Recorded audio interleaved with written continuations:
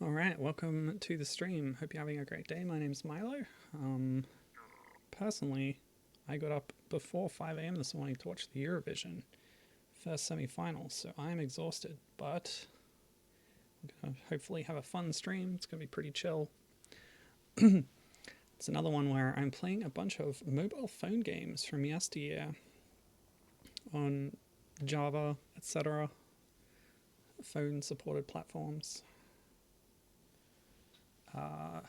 And it's going to be mostly thanks to the good work done by the people at Kahvibreak. Kahvibreak is a front end for these kinds of games of this era. Just noticing that the OBS is not capturing this window 100% correctly, but that's okay. We won't spend too long here. I'll mostly be playing the games themselves. It's like drawn a yellow box around it, but it's within some of the bounds. But actually looking at the stream playback, it is capturing it fine. It's just drawing the box wrong. I don't know. The last update must have screwed it up. Anyway, there's a ton of games on here. As of the latest version, 1.6, there's 5,679 phone games preserved in Kahvibreak, and they're so small that you can download the whole thing. It doesn't take up too much space. But yeah, basically they curate it.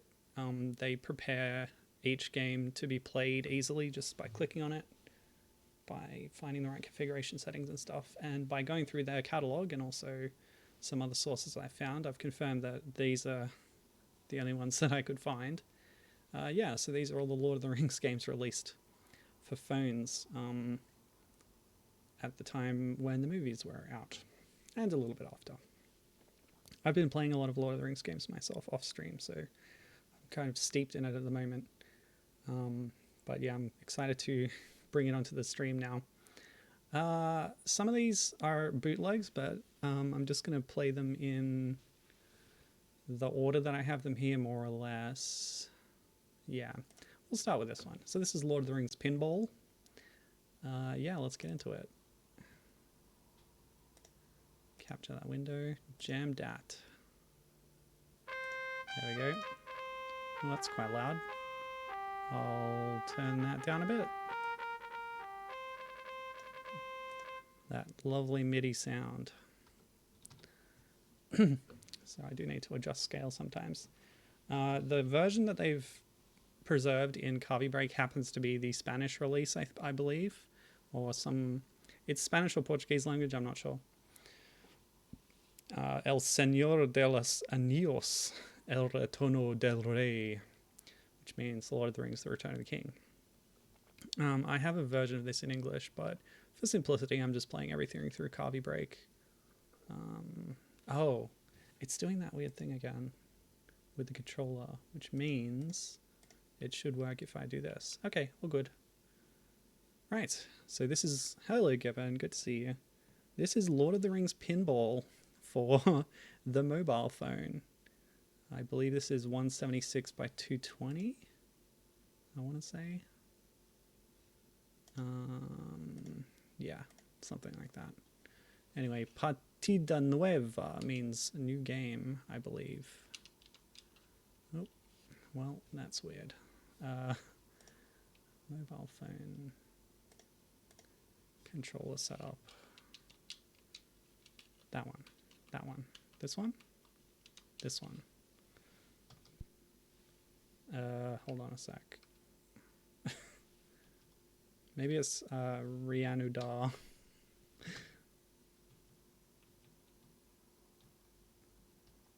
I thought they mapped these things to these keys. Oh, okay, enter. I needed to press enter. Sometimes the interface can be a bit confusing. You know how it is. Okay, so that's my controls. All right, so here we are on the first table. If you're a pinball nerd, you might have heard of the actual Lord of the Rings pinball table. This is too confusing. I'm going to use the keyboard. I've got my buttons mapped strangely. Oh, well, there's my first ball down. Yeah, Lord of the Rings pinball, the pinball table, is a really cool table with tons of interactivity.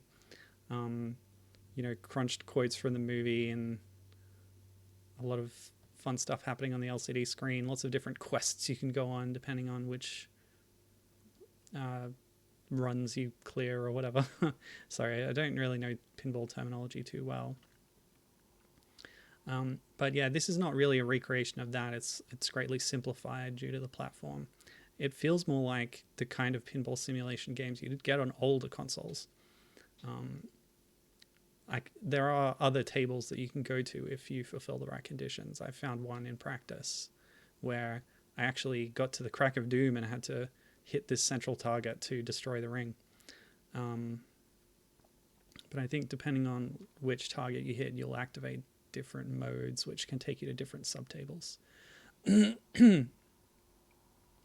So by hitting that one, yeah, here we go. Oh, this is the one I found before. Okay, so there might only be one, who knows? But this is the golem table. By hitting an, oops, I guess that's it for that round. You hit the circle in the center and it changes color. Presumably you get through to Aragorn at the end. Yeah, so by hitting that target, the ring icon in the middle has changed to what appears to be Sean Astin's face, I want to say. And now by doing that same sequence, oh, well, I've switched to Frodo mode. By doing the same sequence, flipping up the left, oh, well, we're going to ring table again, maybe. Yeah, go left loop and then right, and you'll go to that subtable. It looks like that one activates the safety zones. Good. So yeah, it is kind of replicating the conventions of a real pinball table, which is one of the routes that these virtual pinball games will often take. Personally, I prefer the ones that go a bit more wacky with it and make adventure pinball or do things that real tables can't do. Oh, what have we spawned in here? A real table can't do that. Something has appeared on the map just on Golem's head there. I've picked it up. What was it? I don't know. A rock? We've almost made it through that central ring. Will we get to destroying the Master Ring of Power? This might be the only game in which we actually achieve that goal today. Oh, okay, it's open. Oh! No! We failed. The last game I've been playing outside of the stream is Lord of the Rings Conquest, which essentially, if you've played Star Wars Battlefront, the sort of multiplayer squad-based shooter, it's like that, but Lord of the Rings. It's essentially EA taking that exact formula and making it into a Middle-earth game. And yeah, I've just done the default route, which is playing through more or less the story of the films as the goodies. But by doing that, you unlock the evil route, where you find the alternate universe story where Sauron reclaimed the ring and fights back against the free peoples of Middle-earth. So, why did I tell that story again? Something about alternate paths. This is something that a few games do. Third Age has evil mode. You can do specific scenarios as the baddies. All the strategy games like to have this kind of feature as well. Hey, Bobinator's here. Whoops. Yeah, I looked away and I lost my ball straight away. Good to see you, Bob. He says, Java phone games are a very untapped streaming market. Indeed, indeed. That's why I like to feature them sometimes. And Kahvibreak makes that very, very easy to do. They might not be very popular because, you know, there's not a lot of sound most of the time. Especially in this one. We only get that one jingle when we lose a ball. And they're janky and stuff. But yeah, there's a lot of fun gaming history that's kind of going unexamined in the mobile phone world. But yeah, I am really grateful to Kahvibreak. I can't believe I'm on ring mode again. I'm trying to find one of these other subtables, but I'm just not that good at pinball, you know. But yeah, Gibbon, she was agreeing with Bob there and saying she was just looking at the mobile Sonic Unleashed earlier. Yeah, that's something that I'm going to stream at some point. Gibbon pinged me the other day in Discord because she had just found out about a Nights into Dreams Java. No, it wasn't Java. What was it? Shockwave. Sorry. Yeah, it was a Flash game. So Kahvibreak, the phone emulation front end that I'm using now, is built on the same technology as Flashpoint, which is a Flash game preservation app library thing. Why is this not going up? Oh, well, I've lost it again. I really want to get to at least one other subtable before I move on to another game today, but yeah, so Gibbon was telling me that she just found out about the Sega. Well, there goes that ball. These Sega things that had been preserved from the really old days, sort of the Dreamcast days, or even the Saturn days, actually, because there's a Knights game there, although it might have been a slightly retrospective game at that point. Yeah, I'll keep going until I can at least show a little bit more of the content of this game, but it's pretty cool. I think for a phone game, it's pretty impressive. So we've got no icon in the middle there because I haven't activated. I wonder if it actually saved my progress before when I started it up. Anyway, let's try and get to Sam mode. Yeah, so this Sega thing. Apparently they had a bunch of Flash games on their Japanese website at some point, and they've been preserved on archive.org, but I went and had a look, and they're all also inside of Flashpoint. So that was something that I found such a good library of them there preserved and playable that I was then excited to do a stream about them, which I will at some point. But yeah. Okay, so you don't have to go up that loop. You can go down that loop and it still activates it. But I'm on ring mode again, and like it cycles through Sam and then Frodo and then Ring, and then that bumper goes away. So I wonder if there's only one subtable and there isn't actually a Frodo and Sam mode. I'm going to let that ball go through. No, because it's still the ring. I don't know. Who knows? I apologize for my pinball skills, by the way. Anyway, yeah, Sonic Unleashed has a really cool 2D platformer mobile game that it's really cool because it's like a classic style game for a modern style, tying into a modern style 3D game. So keeping that classic 2D spirit alive, even when it was feeling more obsolete. Unleashed. Yeah, the advanced games were done by then. I guess we were still getting Rush at that point. So I always considered Sonic Unleashed Mobile to be like something of a companion to Rush. I don't know. Maybe that's giving it too much credit. Also, Gibbon was talking about the Java version of Predators, which is a Super Star Wars style side-scrolling jump and gun. That sounds great. That's very cool. Isn't Predators a bit late for a Java game? All right, what's the time? I might move on at this point.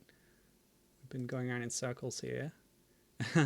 Okay, the next one that I have on my list is another one by Jamdat, and I'll talk about them more, I guess, during the next game, because they're responsible for most of the Lord of the Rings games in this era on mobile. Just make sure I'm capturing it, and there we go.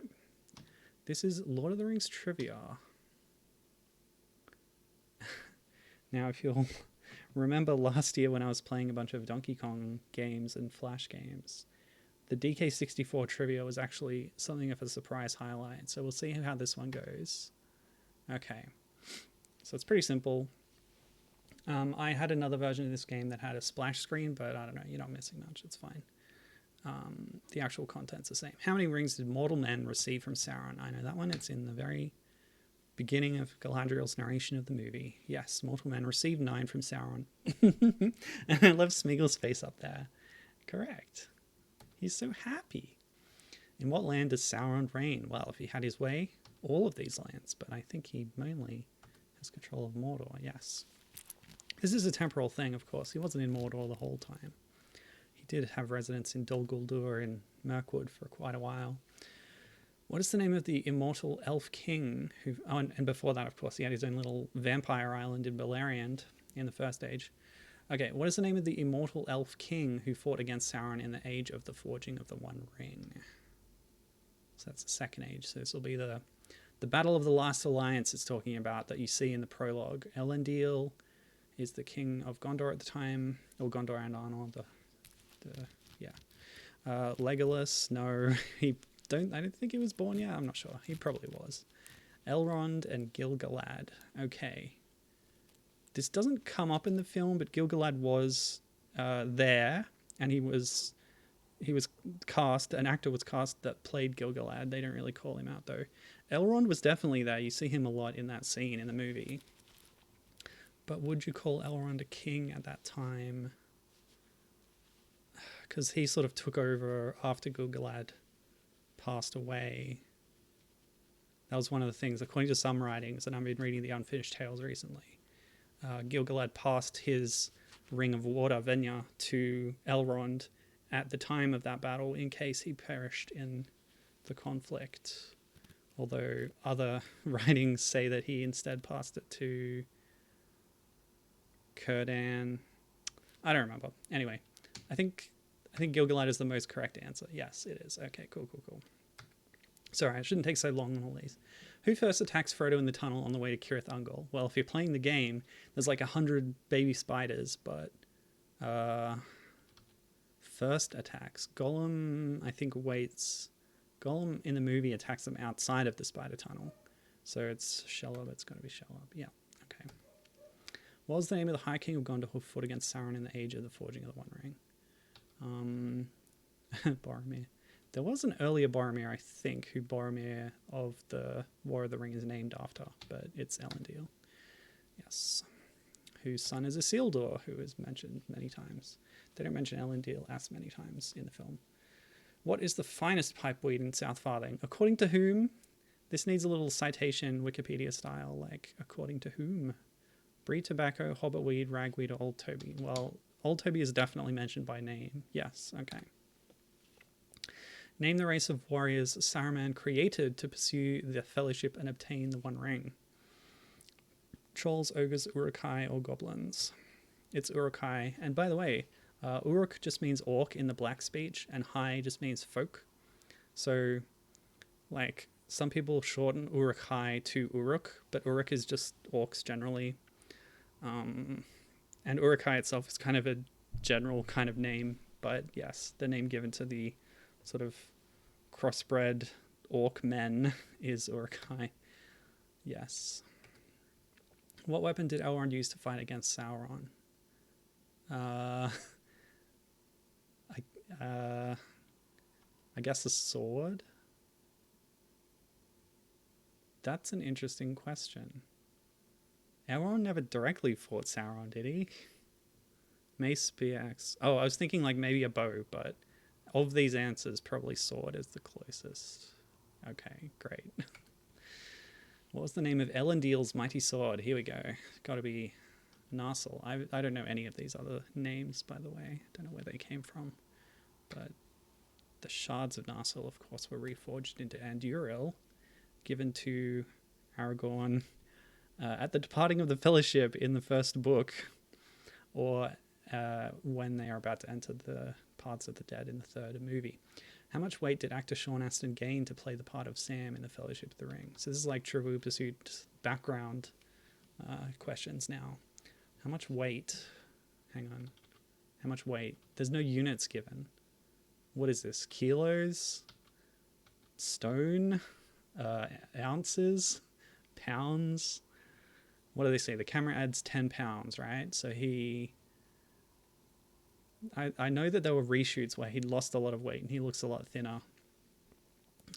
So he did definitely gain weight. I don't know how much. Let's say 30 Like, wow, I'm a genius.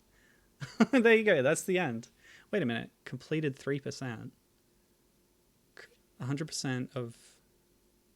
I don't understand these numbers. The knowledge gathered by the eye of Sauron seems a mere blink compared to your trivia performance. Great. So that was like stage 1. 3%. There must be a lot of questions packed into this tiny little Java game. Some number of kilobytes. Okay, what is... Let's do... I'll do the next phase and like lightning round style, and then we'll move on to another game. What is the name of Elendil's son? Well, he had 2 sons, Isildur and his brother, who had control of the North Kingdom. They are actually the figures represented by the Argonath, the giant statues that they row past coming out of Lothlorien. What was his name? I don't remember, but I said I would be going quick, so it's Isildur.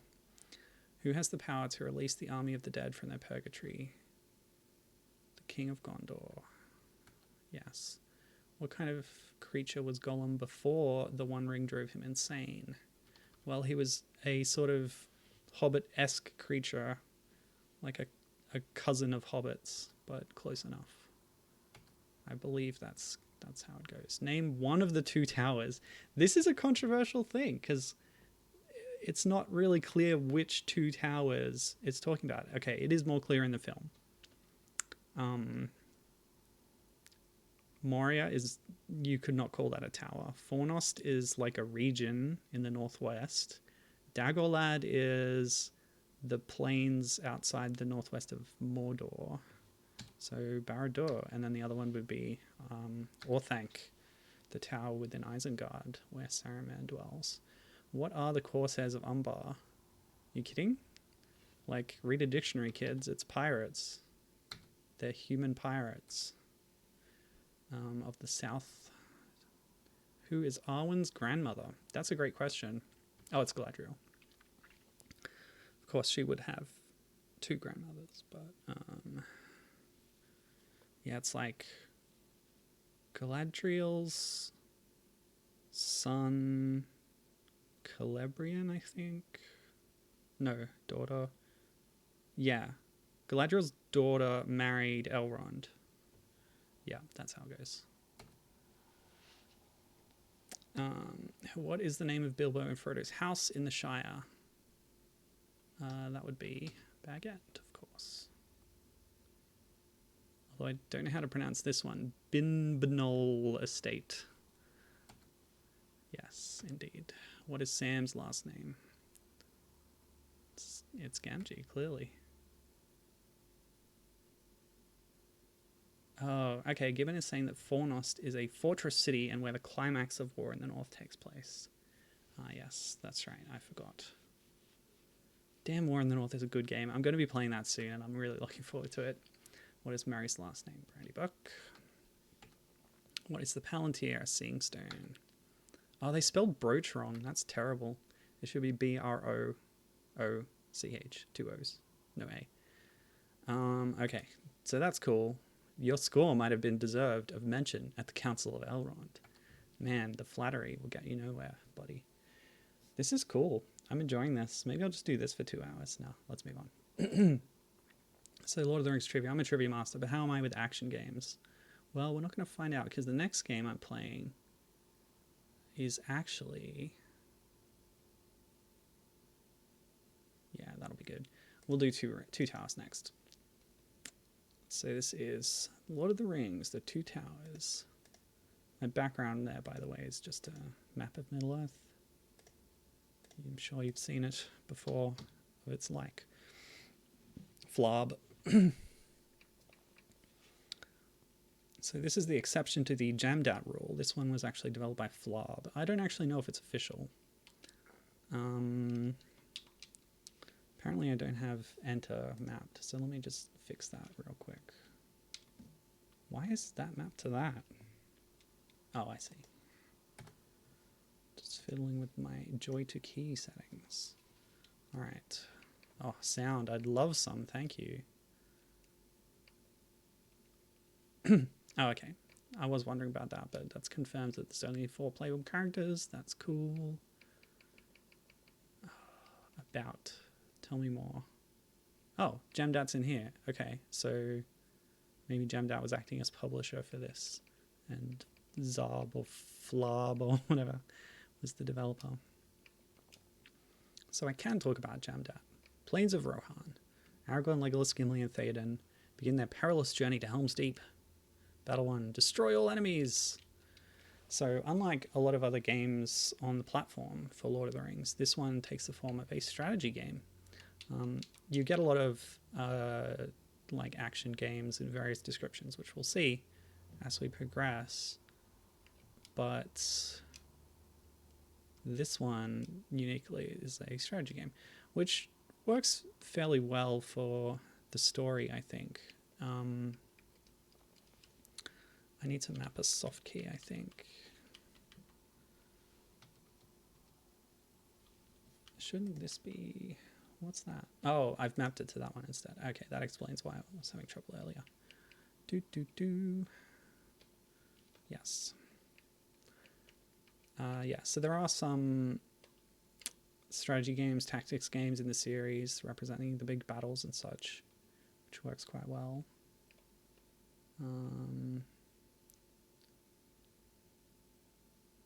But it's also all about like the uniqueness of individual heroes, which lends itself well to a more action game type thing. So, oh, look at that. Beautiful. There is a terrain bonus when Gimli stood on that bush, there was a little thing about him getting some cover from that. Let's just put ourselves a bit over here and then shoot. Oh, we better take out their other archer, actually. Boom. Nice.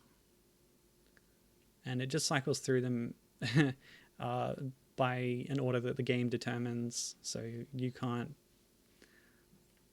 factor in like moving your own units in the order you want them, sadly. That's okay. Oh, beautiful. I like the little cutaway scenes. They're very cute. We should be able to see some kind of, info. Yeah, it's the stats for our characters. Beautiful, beautiful stuff.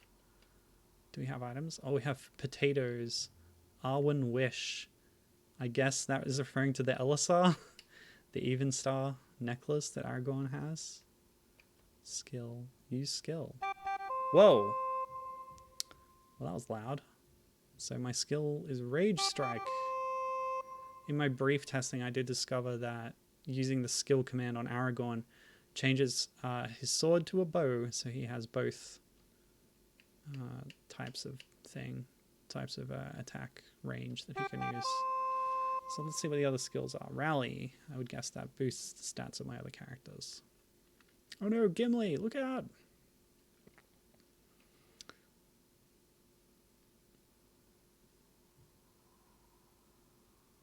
Yeah, you wish. Come on, buddy. So this must be the scene from the film where the column of refugees, or like, just escapees of Edoras are making their way to Helm's Deep, and they're attacked by a party of warg scouts. White knives. Okay, so Legolas also has both ranged and melee options.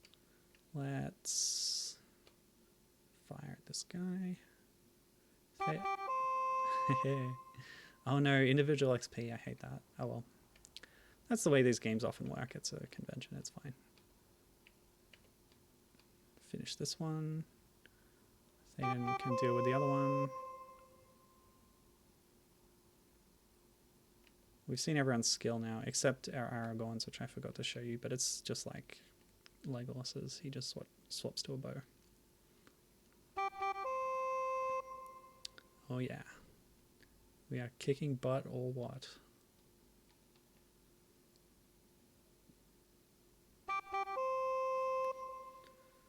That's scenario 1 down. Perfect. And a lovely MIDI jingle to close us out there. Oh, a boss encounter. Oh, that's lovely. Let's do that. So this must be a particularly tough orc. Oh, no. Oh, the Warg Rider over there. Look at his red head. Great stuff. So it's not like telling me about the... Oh, right. Look in the upper left corner of the screen. When I'm over the bushes, it says plus def. So that's what that is. That's the terrain bonus. You get extra defense, presumably damage reduction when you're standing on terrain like that gives some cover. Since we have the benefit of cover, we'll use Aragorn's ranged attack.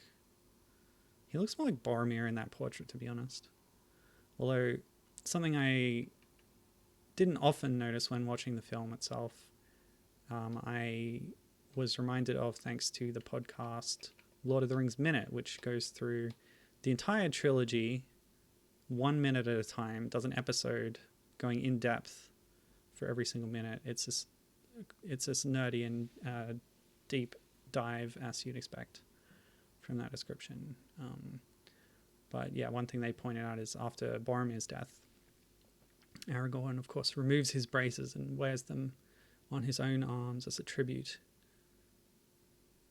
You can call it grave robbing. You could call it a homage to a brother in arms. Anyway, let's see. How much health does that guy have left? Let's move a little bit closer. Finish this guy off. Oh, 4 HP. Legolas, you're supposed to be a great archer. Come on. With your bow of the Galadrim. Sorry, I pronounced it weird. They say Galadrim in the film, but when it's a DH sound, that's intended to be pronounced as a soft TH, as in then, as opposed to a hard TH, as in thick. So it's like Galadrim, which is not actually related to Galadriel's name. It's a different root. I just read about this in Unfinished Tales. There's a whole chapter about Galadriel and Celeborn and their history. Their convoluted history, which was not fully developed by the time of even the publishing of Lord of the Rings. So there's additional context that only happens afterwards. Or that is only thought of by Tolkien afterwards, I should say. Alright. These guys are making a mess of Théoden and Gimli over here. So finally a good shot from Legolas, thank you. I'm able to move up here, so we'll swap to sword. Yep. Boom. 20 HP, that's quite good. Not quite good enough, but Théoden will get a chance to finish him off. Let's grab that chest. What do I do? View? Oh, it's just looking around. Attack? I can attack? No, I can't. Finish. Maybe he'll just open it if he's standing next to it. I don't know. Maybe I have to move on to it. Alright, let's finish this. Yes, take that. Lovely little warg portrait there. Oh, I leveled up. Skill over Théoden's expired. Great. The same jingle as when he leveled up. Oh boy, this was a mistake. Gimli's gonna die. Then what's gonna happen to the continuity? Get in here, buddy. Help us out. 13. Yes. We saved Gimli. And the archer dropped a potato. Of course, potatoes are part of a memorable scene in the film with Sam explaining cuisine to Smeagol. Will I be safe here? I just really want this thing. What's going on?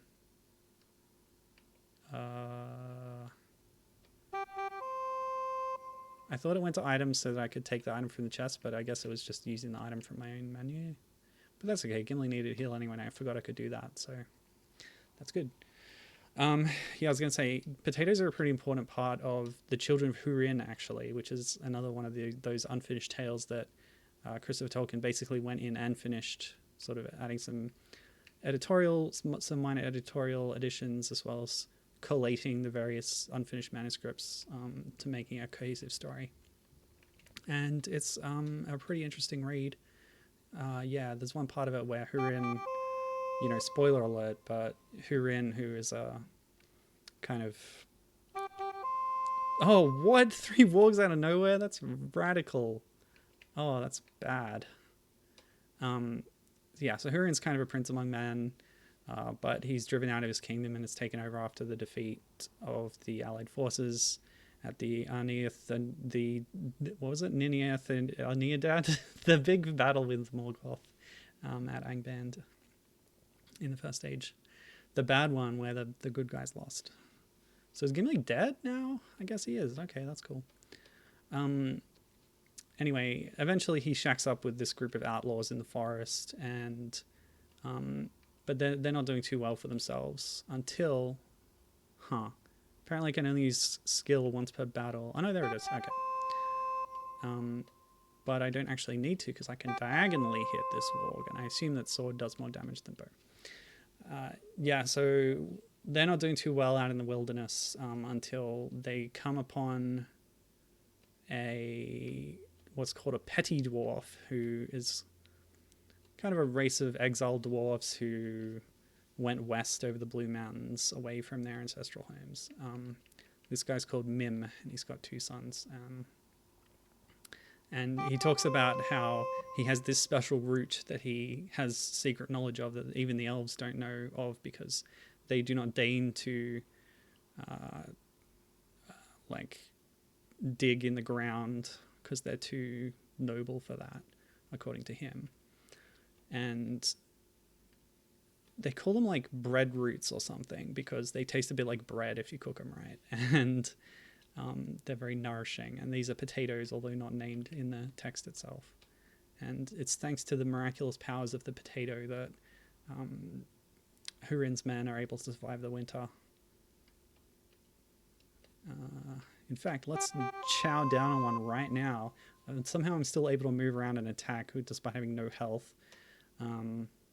That's kind of how the Fellowship of the Ring game on GBA worked. It was an RPG where you had the whole party, so like battles would be excruciatingly slow because you had all 9 characters taking turns. And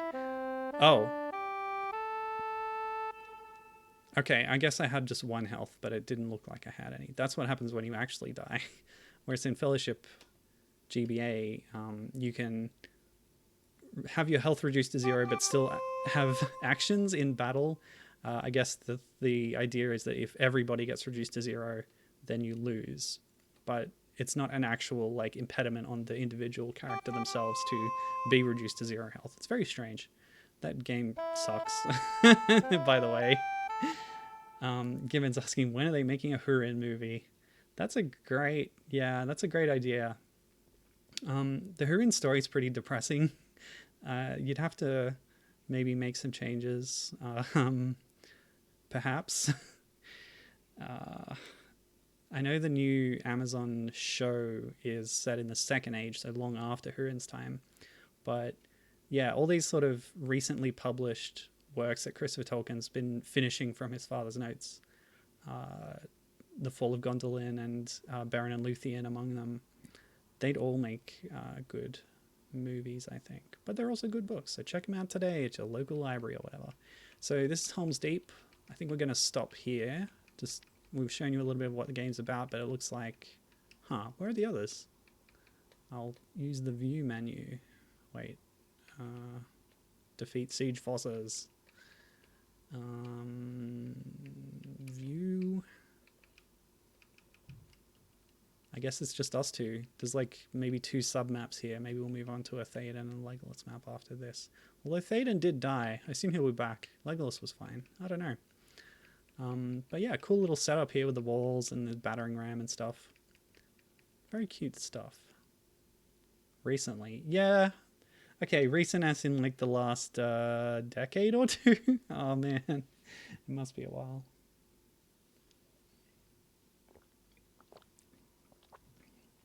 I remember when Children of Hurin was published. It's definitely within a decade, but I'm only just reading them now. I think The Fall of Gondon was published in the last year or two. Anyway, time. What are you going to do? Yeah, let's play another game. So that was Two Towers. That's definitely one way to do a Lord of the Rings adaptation. Oh, I didn't talk about Jamdat at all, but we can talk about them during this next one. Return of the King. Make sure to capture that. Oh, man. Gibbon has sadly informed me that Children of Hurin was published in 2007. Oh, man. Well, I guess I'm a skeleton now. That's nuts. You're lying to me. That what? I can't be 15 years old. Oh well. Alright. Yeah, The Fall of Gondon was 2018. That's what I thought. Maybe I was looking at the paperback publishing dates. Okay, I wonder if I can just... Yeah, options. No? Yes, this one. Help! Great, love it. That's fine.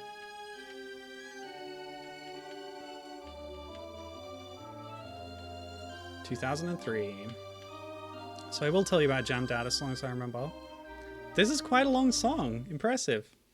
Yeah, I didn't have an existing game. Paths of the Dead. So we're following Aragorn's story in Return of the King, it looks like, in this game. Aragorn arrives at the Paths of the Dead, a cursed cavern stretching deep into the mountains. Indeed.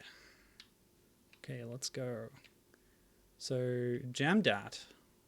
Baron and Luthien was 2017. So that's recent, surely. 5 years ago? Is that recent? Is that recent enough to be recent? I've got a lot of buttons here. Oh, I've been using ammo? What am I throwing? Where's my bow? Why is Aragorn dressed in red? I have a lot of questions. Aha. Okay. You just got to attack at the right angle. Good, good, good. I know a goose. A ghastly goose and a guise. Get him. Oh, this is cute. Kind of isometric brawler, I suppose. Some very nice little MIDI sounds too. It looks like it's difficult for me to move diagonally, so I can move up or sideways, but not both. Oh. Oh, I can jump. Hold on. One of these buttons is jump. Apparently I have a throwing knife. Was it this one? Yeah, okay, I can jump. Run! No, jump! Oh, I fell down a pit. Am I dead? No. Oh, I lost a life. I have a life counter in the upper right. No! Get off! Whoa, my gosh.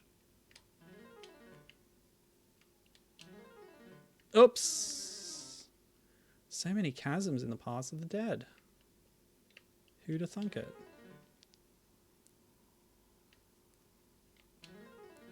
Cool. I'm going to win. So, Jamdat, let me tell you about them. They're pretty cool. So, I didn't do a whole lot of research for this because I didn't have much time, but I did look up Jamdat because their name comes up a lot on these Lord of the Rings phone games. This was a company based in the US. Wait, what button is it? Whoa! I have a super attack. That's crazy. Anyway, they were formed or founded by a few ex-Activision executives.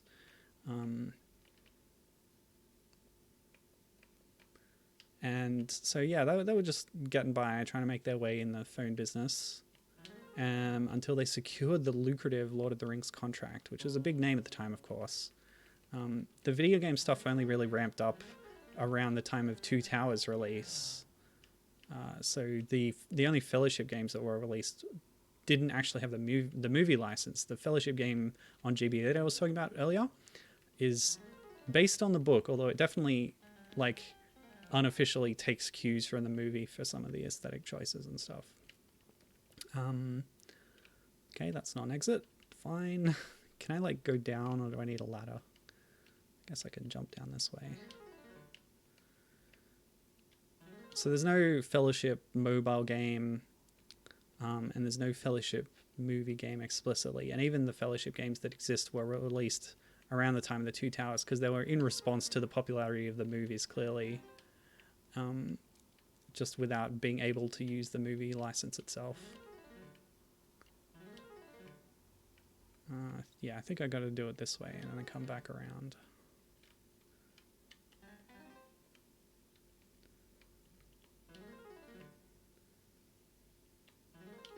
So, like, all the games we've played so far have been under the Jamdat name. So it's very good for them, and they definitely made use of the license by pumping out these mobile games. And it led to great success. It led to the company becoming successful, and so good for them. A few years after this time, so, you know, the movies were between 2001 and 2004, I forget. Anyway, the early 2000s. So they kept making a few more after that, which I'll show you in a bit. But yeah, because of their success in this market with these things, they got on the radar of, well, it's all in the news these days, acquisitions by larger companies. But yeah, in 2006, Jamdat were acquired by EA, which is interesting because EA were the ones who had the license for movie tie-in Lord of the Rings games on consoles and PC. I don't think they actually released any Lord of the Rings games after 2006, but they got absorbed into the EA ecosystem and worked on other games for EA after that point. They became like a division of EA Mobile, I think. Yeah. So it's kind of interesting that, like,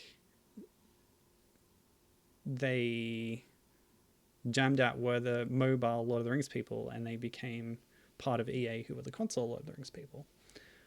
To fulfill his destiny, Aragorn must survive the army of the dead on his way to Minas Tirith. Wait, what? I guess indirectly that's true. By the time he's going to Minas Tirith directly, the army of the dead is on his side. But anyway, I guess that kind of makes sense if you think about it on the long view. Attack, attack, attack. Piano notes, piano notes. Ooh. Gibbons saying that the most recently published book in the Middle-earth oeuvre was last year's The Nature of Middle-earth, comprising previously unpublished settings notes. Sounds fascinating, she says. Need to grab a copy of that. I hope it lines up on the shelf for the rest of them. Yeah. I've got a paperback of... I asked for some of these books that I've mentioned for my birthday. We had Children of Hurin already, but I asked for Beren and Luthien and Fall of Gondolin, and Kathy said that one of them is going to arrive in the next few days. Like I said, the paperbacks were published later than the hardbacks, and I prefer reading paperbacks, so that's what I wanted. Another one I did receive on my birthday was a nice edition of the Tom Bombadil poetry book. So it's like Tolkien's poems in verse for kids and stuff. Some of them are Tom Bombadil related, and others are just generally fantasy style. But the new edition includes all the initial illustrations by that lady whose name I don't remember, and some fragments that are new to the collection that are Tom Bombadil related and stuff. Yeah, so very cool. Nice little package. It is hardback, but that's all right. It's a good little collector's item. I'm curious if this game... I'm assuming that after I get out of the Paths of the Dead, things will look different. Just like which parts of the movie they end up adapting and what they look like. So I'll try and get out of the Paths of the Dead here. As long as my life holds up. If I don't fall into another chasm, get game over. What's the time? Yeah, that might have to cause me to move on at that point. These kind of phone emulators, I believe, do not support save states, which is a problem for me because I'm impatient. Let's see. Speaking of impatience, can we go down this way? No. Oh, 1-up. That's perfect. Great. That'll extend our playtime a bit. Cool.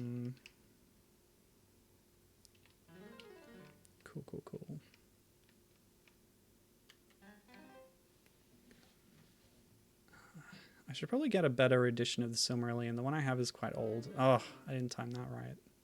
Where do I come back? Glad I got that 1-up. Unfinished Tales is such a cool package though, because, well, basically it forms the... It was published quite a while ago, and it forms the basis for these newly published stories that I've been talking about, starting with Children of Hurin, because like Children of Hurin is in there as a kind of draft manuscript with some editor's notes. Cool, pretty good record there. All right, we're at Minas Tirith already. The armies of Mordor are laying siege to Minas Tirith. Defeat Sauron's warriors to achieve victory. Oh yeah, here we are in the walls of the city. Great. In the Lord of the Rings console game, which is like a 3D brawler, there's an extra level in the Pelennor Fields before... Well, you never play as Aragorn at Minas Tirith. There's a Siege of Minas Tirith level as Gandalf, which is pretty cool. Pretty much just ripping mechanics directly from the Helm's Deep level in the previous Two Towers game that preceded it. Yeah, let's go this way. And in the Return of the King GBA game, you get a level after the Paths of the Dead where you actually are at Umbar and you fight a whole bunch of Corsairs and you explore this whole area that you basically don't see much of it all in the film. Oh! Curses. The timing on that's quite tricky. Oh, that was the last one. Okay, well, we saw Minas Tirith, I guess. It's not really accepting... Oh. Yes, that's me. Thank you. Okay, whatever. Oh, Gibbon says she read Unfinished Tales a lot as a kid. I read the Silmarillion as a kid, and I'm only reading Unfinished Tales now for the first time. And it's really cool. Because it's stories, mostly. Like, a lot of the Silmarillion is histories, which can be a bit more dry. But if you're looking for something that's more of a gripping tale than Unfinished Tales, I think is more interesting. Though it does have a bit of history in it as well. It's pretty much a supplement to Silmarillion.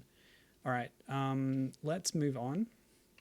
Oh, I wonder, can I continue? What happens? Yeah, okay, I start back from here, so that's not bad. But considering the time, yeah, there's more I want to get to. So this is sort of an overview of each of the different games. What should I do now? Yeah, now what I'll keep going with the Jamdat stuff, actually. That's probably better. Okay. I don't know if it was next published, but the next one that I have in my grouping here is called The Lord of the Rings Trilogy. When I capture it, you can see it too. There it is. Cool. Now, interesting thing about this name, when you finish the Return of the King game on console, that 3D beat-em-up I mentioned, there's a splash screen after the credits that says, The Lord of the Rings Trilogy coming 2004, and it never came. I don't know if that concept evolved into The Third Age, which is the RPG that EA put out on console after that, but no such game as this exists, except for here on mobile. Yeah, so controls, they'll be pretty similar to any other control scheme on phone. Oh, that's lovely. That's quite a nice rendition, actually. Let me make sure you're catching this audio. Beautiful. And we do have... I can't scroll this. 2? 5?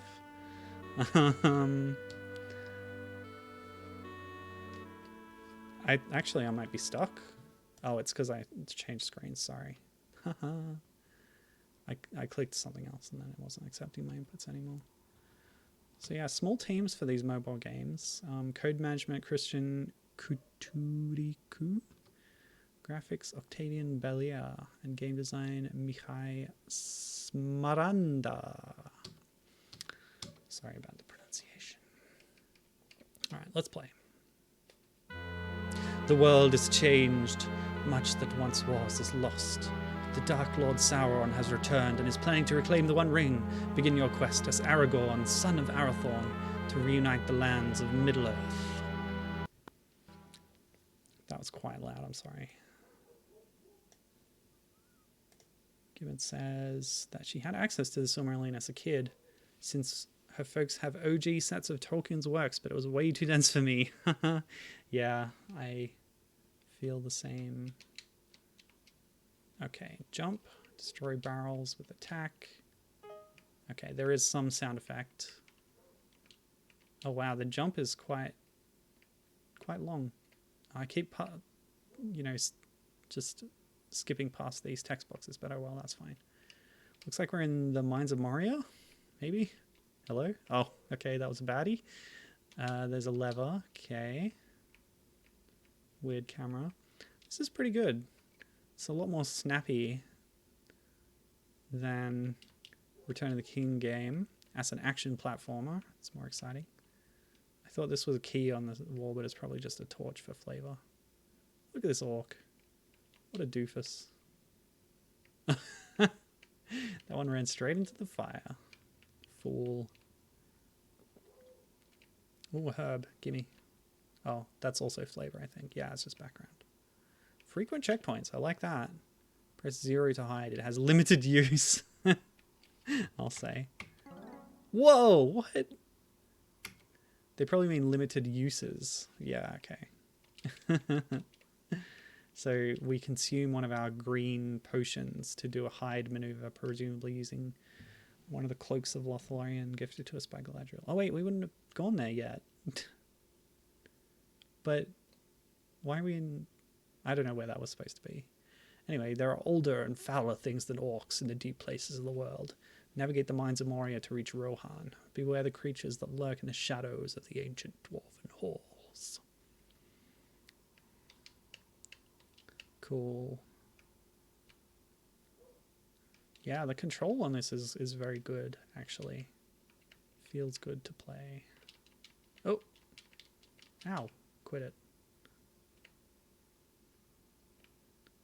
Yeah. Stop it. Jerk. With only 2 hearts, you have to really be careful. Although, hopefully I don't have a life counter. I don't see one in evidence. I don't know why if there's something about the game speed, it just seems to be running kind of fast. When the text pops up above the enemies, I can't read it before it goes away. Oh well, we'll try and catch it next time. Plenty of checkpoints. Always a good thing. Very player friendly, especially for the mobile platform. If you ever actually played games at this time on those tiny little keypads, oh, then those kinds of mercies are very much appreciated because, yeah, it wasn't the easiest thing to work with. Oh man, hit by the arrow and then fall into the fire. Do I have any other options? I wish I hadn't skipped all that tutorial text. Most of it was by accident, I swear.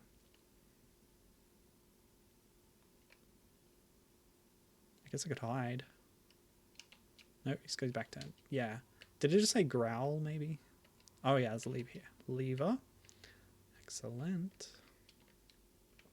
I'm not going to risk jumping off the end in case there's fall damage. But yeah, I'm really pleased with how this plays, actually. I'm just saying that... Oh, you're kidding. That's an instant death? Oh, the door stayed open, though. Thank God. Okay. Thank Eru Iluvatar. Let's go. We have barred the gates. The ground shakes with the drums in the deep. Balin's tomb has become overrun with orcs. Traverse the treacherous tomb to discover an exit and continue the journey toward Rohan. Sir Ian McKellen is just a national treasure. He is why Gandalf is iconic. He's wonderful. I hear he was in a recent movie, but I shouldn't spoil anything.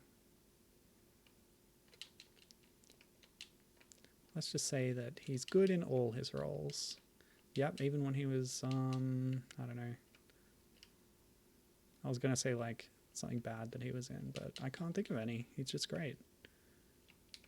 What else has he been in? He was in that... Oh, I did it again. I'm so dumb. He played it like an old Sherlock Holmes. That was a good one.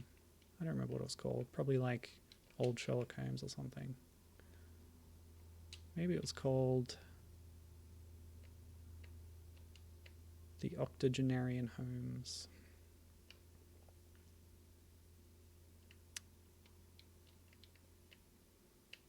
Oh wait, or was that Patrick Stewart? You know, I've just mixed them up. I'm a fool. Yeah, even that thing I was alluding to, I got that completely wrong. You know Magneto and Professor X are like the same person. It's fine. Boy, is there I got my face. Imagine mixing up Sir Patrick Stewart and Sir Ian McKellen. Oops. Curses. Ah, dang it. Anyway, Kate Blanchett's good too. I was doing a bit of a impersonation of her for the opening monologue there, because it was a rephrasing of her intro from the film. Oh, curse you. Can I get more health, please? I don't know. It's fine. I think they're saying grr. There must be some other technique. You can crouch. I guess not. It's just about spacing and being careful. Ah, crouching is no proof against their spear attacks, apparently. For Lord of the Rings Conquest, the game I was talking about, they have Hugo Weaving back as narrator instead of Kate Blanchett doing linking narration and setting up the world and stuff. Whereas Ian McKellen provides that for the Return of the King game. Another game that I've barely started but is really cool is Aragorn's Quest, the 2010 game, which on Wii and PS3 is a sort of big 3D adventure, whereas on PS2, PSP, and DS it's a top-down action game kind of thing. Both are good, but in one of them you play as... Wait, what? Wait, which doors was I opening? Whoops. Wait, where am I going now? Oh, I'm lost. Down. Yeah, get owned, buddy. You too. Oh, well, I'm going to find out that fall damage is a real thing. Okay. Let's see.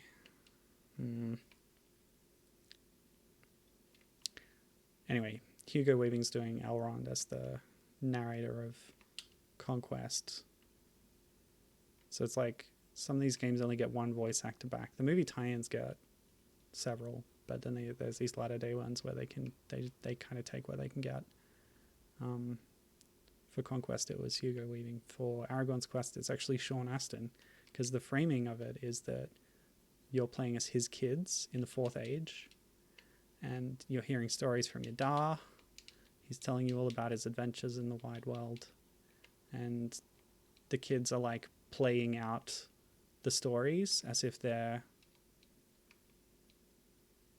in them, and like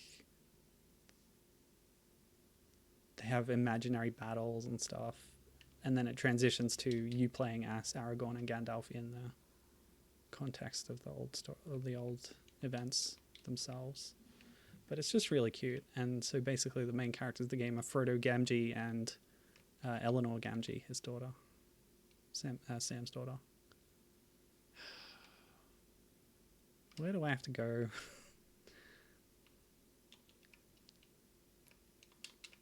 The handheld version, which was also on PS2, doesn't have the framing device.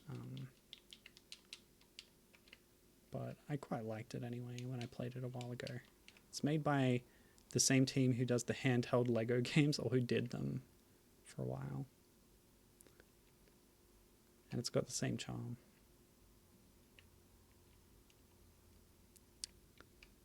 Okay, so 3 levers leads to a door somewhere, but where is that door?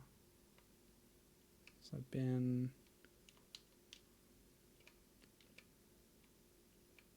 Ow. I've been over here, right? Stop hitting me, please, Mr. Orc. Thank you. Okay, so there was that.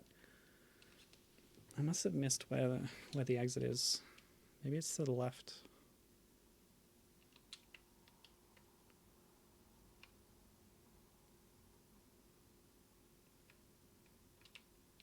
I must have hit all the levers.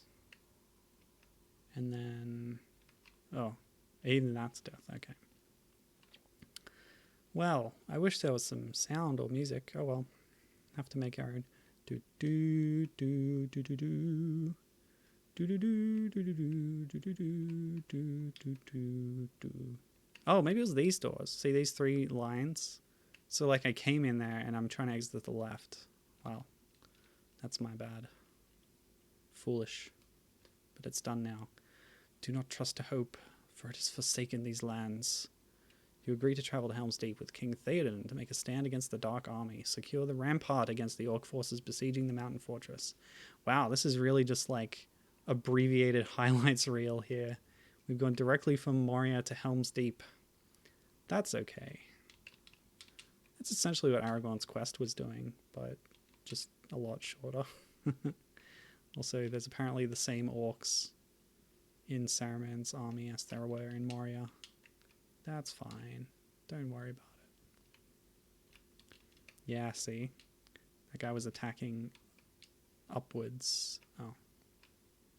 So I actually ducked his attack. I feel pretty smart right now.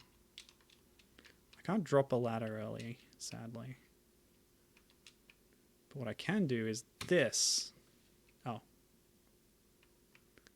Well, I use the invisibility cloak, but as soon as you move, it turns off. So didn't help me get closer to that archer, I guess.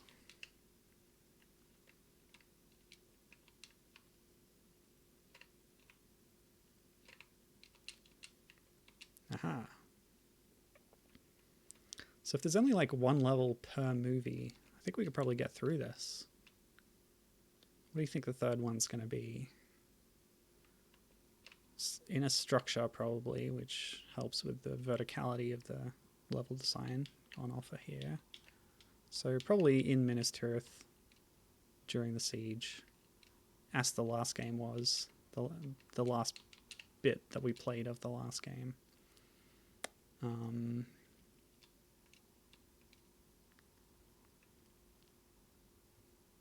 kind of makes me want to play more of it, but I don't have all the time in the world. Ooh. Gibbon is looking at her Tolkien shelf. There's been a lot of non-Middle-earth related stuff of his published posthumously as well. That's true. Didn't he do Beowulf or something? I think the most recent one, she says, that she picked up is 2015's The Story of Kullervo, an adaptation of a Finnish epic that Tolkien was fond of. That's cool. Oh, well, can't do that. Can I... What? Oh, is this open? Okay. He also had adaptations of The Legend of King Arthur and The Tale of Sigurd, all of which informed his Middle-earth work. Indeed, it did. The influences are there. Well, actually, what I found really interesting about reading The Children of Húrin is all the little things that eventually did make their way into Lord of the Rings, which was a later work of his. So he wrote the beginnings of Children of Húrin like quite early in like the 20s, and then Lord of the Rings in the 50s or 60s. I don't quite remember. They don't go into that kind of thing in the editorials bits of the book much. But yeah, it's like sort of the bones of ideas that would become these important parts of Lord of the Rings are there in Children Who Are In, at least. And it's really fascinating to see that. Like the secret fortresses and the swords of legend, and they make a big thing about lembas bread too.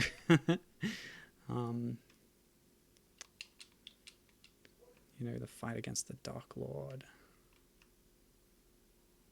prophecies and portents.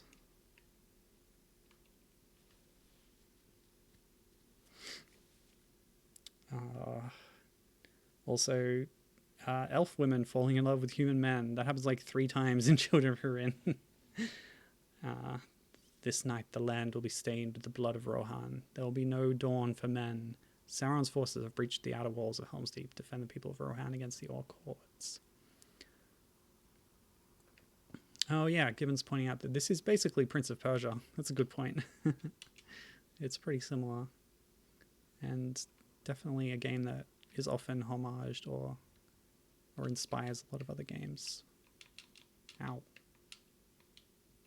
Gotta be careful with barrels. They could contain health or they could contain deadly fire.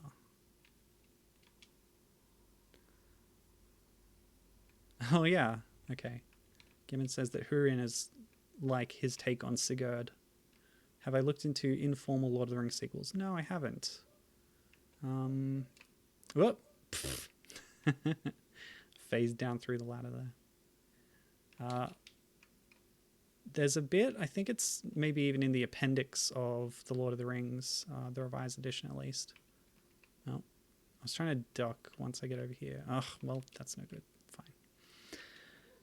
That talks about like Tolkien's ideas or putative plans for a sequel to Lord of the Rings. Set in the Fourth Age, which, as I said, Aragorn's quest kind of is. Anyway, I kind of agree with the conclusion that good old J.R.R. himself took, which was that he tried to write a few things to follow on in the timeline, but eventually decided that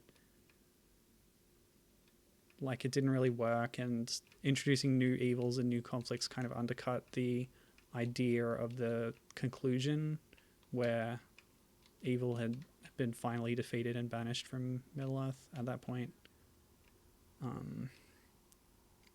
So there's certainly other things you could do, but there is something to be said for giving a story an ending. But yeah, I'm curious about these informal sequels. If you wanted to talk about them, I'm happy to hear about them.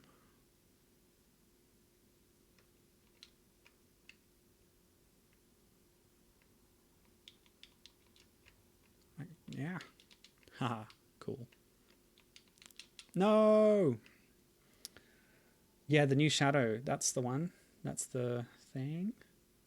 Gibbon says in one of the history volumes or something, there's a sample chapter or so that he wrote of the new Shadow or whatever he was going to call it, but abandoned it. Yeah, I've read that thing, wherever it was. There's a couple interesting ones, though, she says. Tell me about them. I'd love to know. So this is written by other authors, is it? Since you call them informal. Yeah, maybe when I'm finished reading all these other things, these other books on the way that were made from the unfinished writings, maybe then I'll have an appetite for continuing the work outside of the scope of Tolkien's ideas, but not there yet, I guess. Okay, a little bit between checkpoints here. Oh, go away, please. You also gotta space the jump just right to get up there. I can't attack when I'm that close to a wall, and you have to be quite close to actually hit these guys. There we go. Can I please get a health potion at some point? There's not one in any of those barrels. Yeah, get owned. Yeah. Okay. Health? Health? Health? Fire. Health. No! Oh good, I'm surviving. Just. No health in all those barrels? Are you kidding me? Where is Holmes Deep? Keeping its supplies. Wait, have I not been here? I've been here. Where am I going? I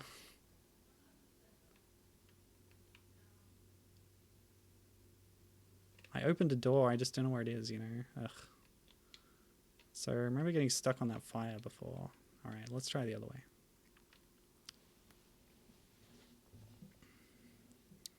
Don't want to get stuck on the fire again. Checkpoint. Huh. Okay. That's a good sign. Oh, is this the end? Out of my way, buddy. Yeah, baby. Okay. Prepare for battles. Send these foul beasts into the abyss. The final battle for Middle-earth has begun, indeed. Protect the Gondorian city of Minas Tirith and fulfill your destiny to become the one true king. I predicted it. Minas Tirith is the site for the final battle, the final level, and it looks exactly like Helm's Deep. What a surprise. Gibbon says about the informal sequels. The one that's an explicit sequel is The Last Ringbearer, which is written... Oh, I've heard about this. No, I did read this. I was like just checking up on Lord of the Rings stuff on Wikipedia, and it was listed there. That sounded pretty interesting. A very different take on the world compared to the official stuff. But yeah, it seemed fascinating. But I'll read what Gibbon said about it. The Last Ringbearer, written from the perspective of a Mordor native, giving their view on the War of the Ring. In summary to begin with, but then moving on to sequel territory because of the viewpoint. And because of the viewpoint, the narrative is very biased against the quote-unquote good guys, in much the same way that Lord of the Rings was against the quote-unquote bad guys, and weaves a tale of the dissolution of magic from the world of men. Yeah, there was this whole thing where, like, the people of Mordor were sort of enlightened and technologically advanced, and Gandalf was this really duplicitous figure who represented the old ways of magic and oppression and stuff. Like I said, a very different take, where nothing is taken literally or for granted from the original text. It's all presented as this like propaganda piece. So yeah, it's fascinating, as Gibbon says. Okay. So I can't get off the ladder to... Ugh, come on. To get onto these platforms to the sides here. I have to reach an exit point like this. And pull that one. I wish I knew where that was. So we could go down there and across from there. Oh, I better do that because there's a lever. A lever. Ah! Curse you, sir. Come on. Alright. Ugh. Thought I could make it. Let me see. Gibbon also said, the other major one that I know of is a bit more subtle in its sequel nature. Ow, were you kidding me? It features an island nation that the High Elves and other races had built up some kingdoms on. Ugh. Which you can read as the Grey Havens. And things were going smoothly. Things were going well until men showed up and eventually... Until men showed up eventually and started waging war. Yeah, kind of an alternate take on the First Age. Ugh. Hey, actual health for once. So this is the only way to go. She continues. Celestial confluence and the advancing... Oh, sorry. Click on this window. Celestial confluence and the advancing industrial ages are bringing about the gradual extinction of the fantastical as more and more monsters are hunted down, and the old races flee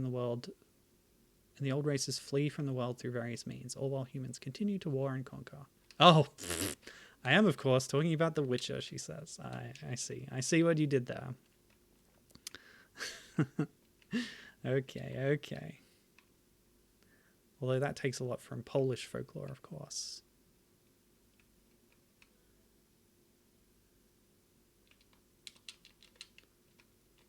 I don't know how separate the ideas of Polish folklore and mythology are from the kind of Germanic and early British stuff that Tolkien was drawing on. But yeah. What? Nope, that was a mistake. Alright, so clearly I've opened a door somewhere, but where? Maybe it's back up here. This is becoming a stealth game now. You gotta wait for them to turn their backs and stuff.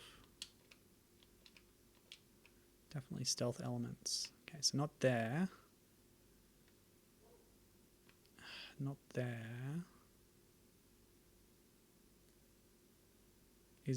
Is it backtrack time?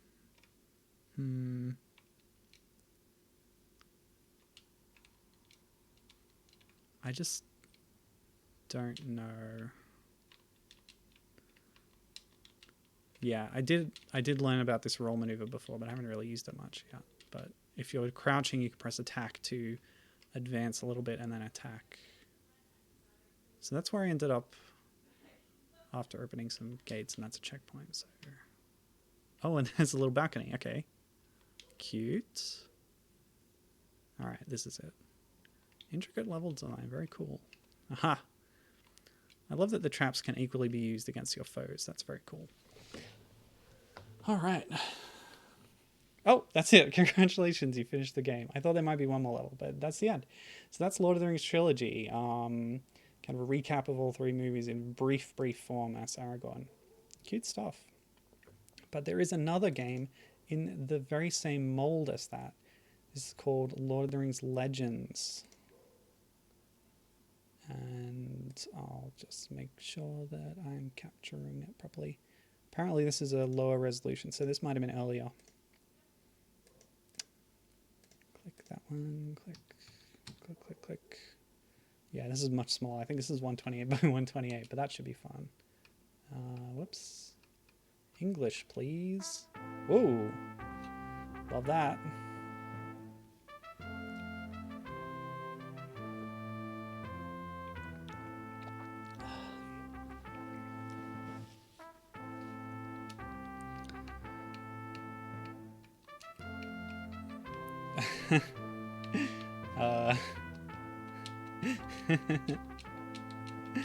Very low res.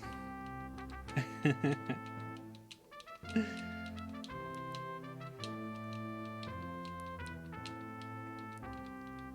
might have been developed in Spain. Microhawks.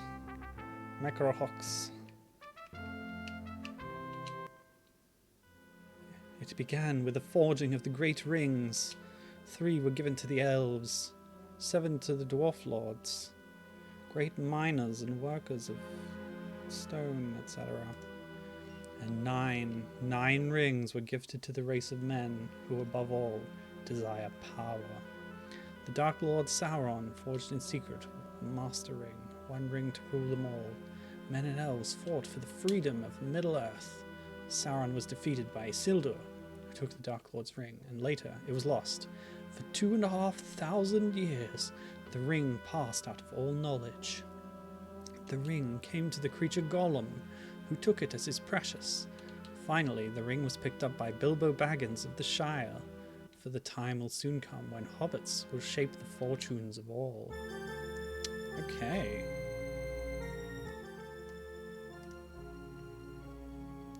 Now this is cute. We should get off the road. I can cut across country easily enough. Alright, so unlike the previous one, we're now playing as Frodo. Oh boy. Oh, what have I done? I love this song.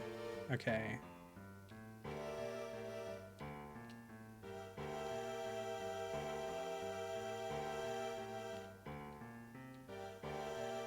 You have to jump over these obstructions so you don't trip, lest the Nazgul will catch up to you. Or Dark Riders, as we only know them now. Oops.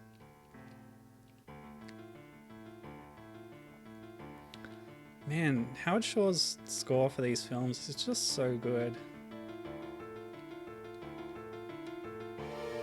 Even in phone MIDI form, it shines through.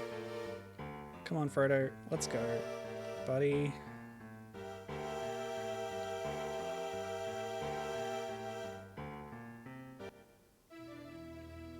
Okay. Oh, here we go. It's Strider. A little more caution from you. That is no trinket you carry. I know what hunts you. Yes, Gibbon agrees. Music for the films is amazing. The ring wraiths, also known as Nazgul, found Frodo and his friends, but Aragorn arrives just in time to fight them off. Nazgul, by the way, should have like a little hat on the U, by the way, you know. Press 0 to use Aragorn's power of heal. I will. Oh, it's a fighting game now. What the heck? Amazing. By the way, Gibbon also was replying about The Witcher just before. It does take greatly from Polish folklore, but the early world building very much draws from some Lord of the Rings stuff, as well as more common folk tales like Snow White or Beauty and the Beast, kind of weaving together a world that could follow on from Lord of the Rings an age or so down the timeline if you squint. Lord of the Rings and The Witcher, both, of course, informally taking place in the Arthurian mythos just ages beforehand. Indeed, indeed. Yes. It's pretty interesting.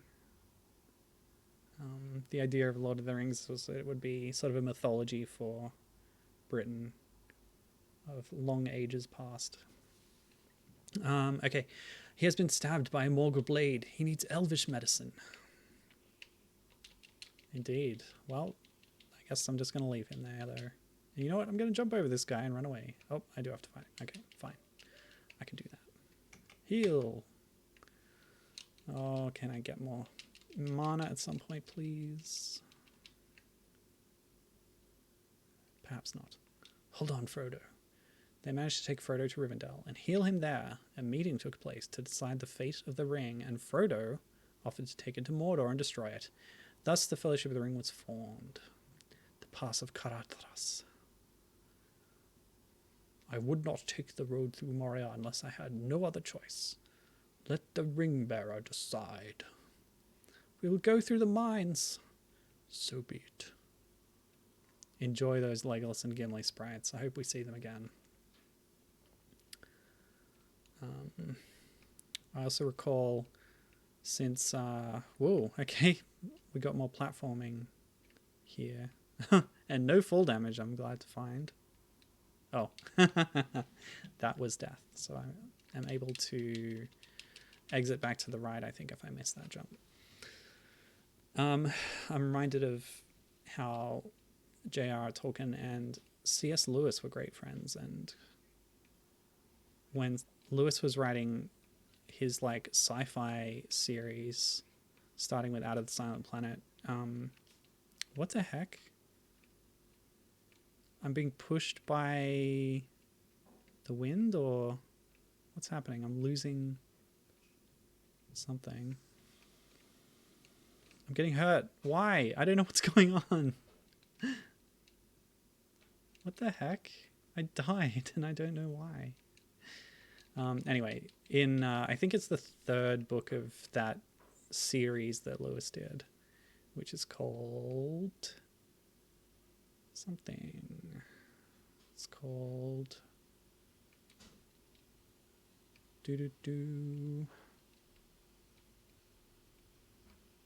That Hideous Strength is what it's called, which is an odd name, but I remembered it.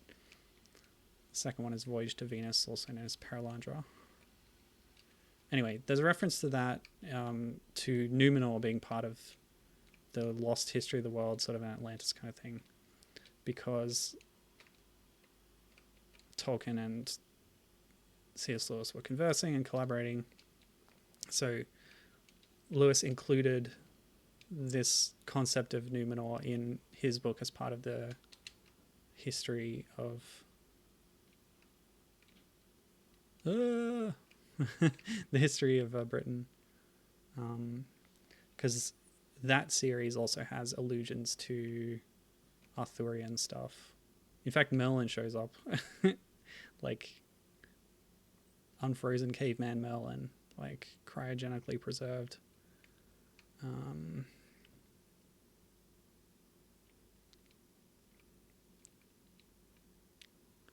We now have but one choice. We must face the long dark of Moria. This is cool. This is pretty neat. Sage 4, Mines of Moria. Who are we playing as? Oh, we get to choose. Oh, that's beautiful. Well, we've been Frodo, we've been Aragorn. We have not been Legolas, so let's pick him. Exchange life for magic. Well, I'd rather have life, to be honest. Oh, unless it's... Wait. Be on your guard. There are older and fouler things than orcs in the deep places of the earth. Let's hope that our presence may go unnoticed. Well, I have little hope. Wait a minute. That's just a Castlevania bat. Come on, people. Look at it. It's straight out of the GBA games. I'm sure of it. Well, it's nice having a ranged attack. Legolas is often a great option when given the choice. He was good in the Two Towers and Return of the King GBA games. And the console games, in fact. All of them. He's just great.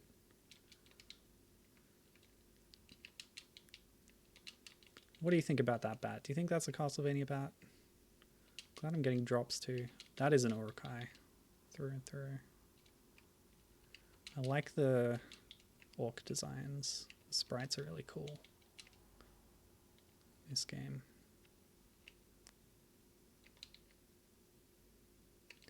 I'm impressed. Quite happy with this one. Oh, bats. Go away, jerks. Let's try using my special skill. It's not appearing to do anything. Oh well.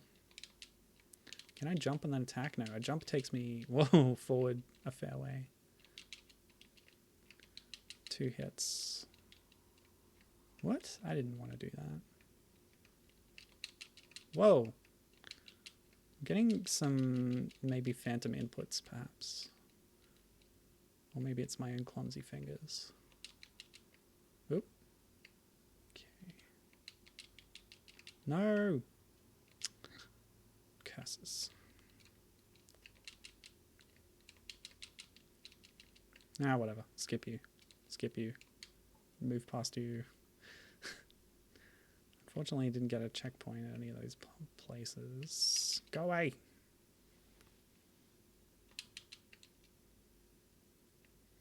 See, I don't even know what magic does for Legolas, personally. Yeah, I actually pressed 0 and I think I just lost a bit of health and gained magic, but if I can't use the magic, then what good is it? Let's try my other buttons here. Go away. Oh, I think... Ah, it takes magic just to do a normal bow shot, apparently.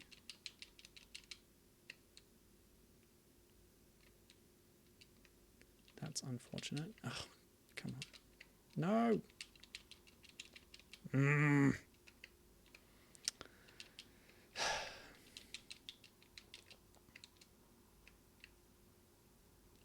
Well, I guess you gotta try for those health drops. Just running through is not gonna guarantee a win. Of course, they have to actually drop them for you to get them. We haven't been up this way. Stop it. Oh, there's nothing here. No! Gosh, maybe I should have picked Aragorn. It's too late now. Stop it.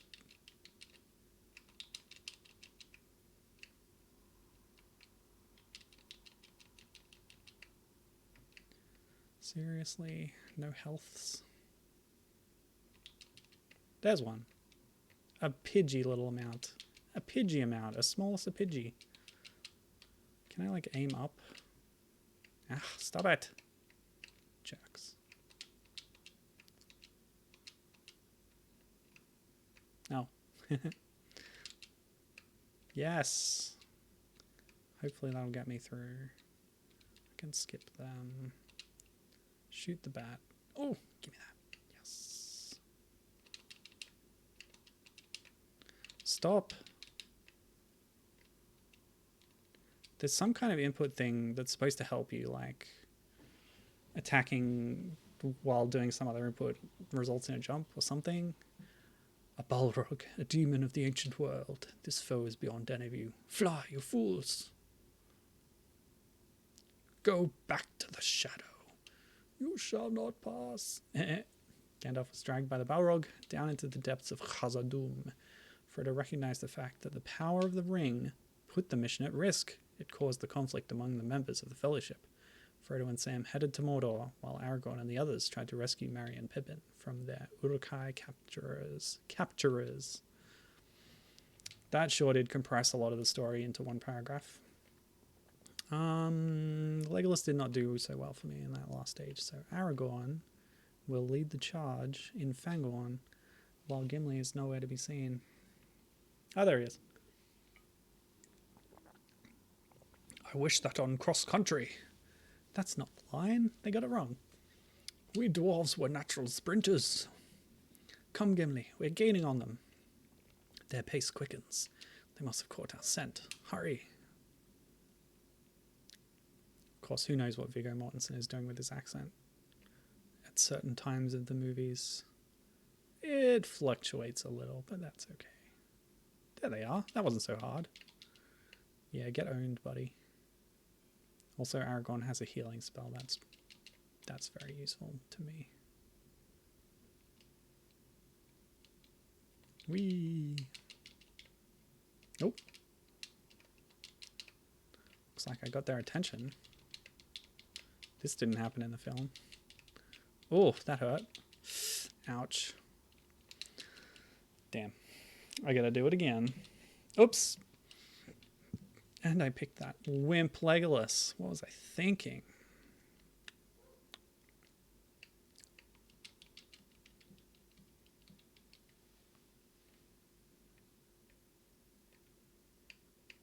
Yes, this is a cutscene. Can I run, please? Thank you.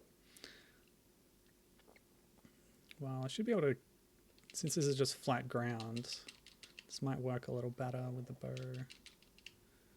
Mario is quite vertical, which caused some problems. Whoop. Surprise orc out of the trees. Oh. Stop it. No. Okay.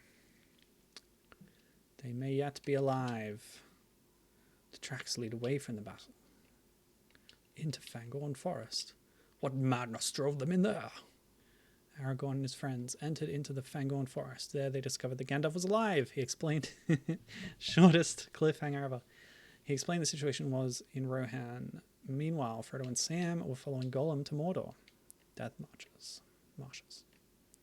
Oh, what a cute Gollum. I love the different Smeagol's that these games have. Lead the way, Smeagol. A good Smeagol always helps. We will take you on safe paths through the mist. Careful now. Return of the King, GBA had a good Smeagol. Well, never mind. I want to finish this game. This is fun. I'm liking this one. But there's more to play after this. I think I'll do the bootlegs after this. And last, there's a tower defense. But I won't have much time for that. Those always take a long time to play anyway.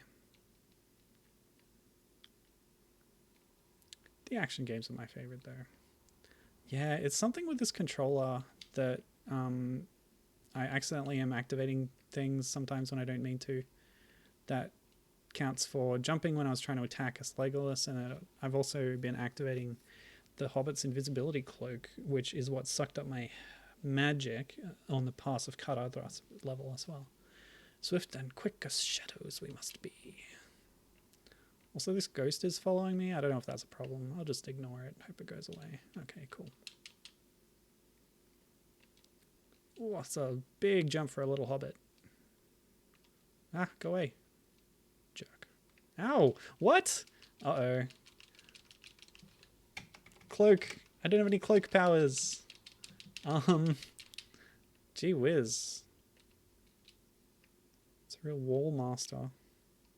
Put me all the way back. Ah, come on. All right, let's go.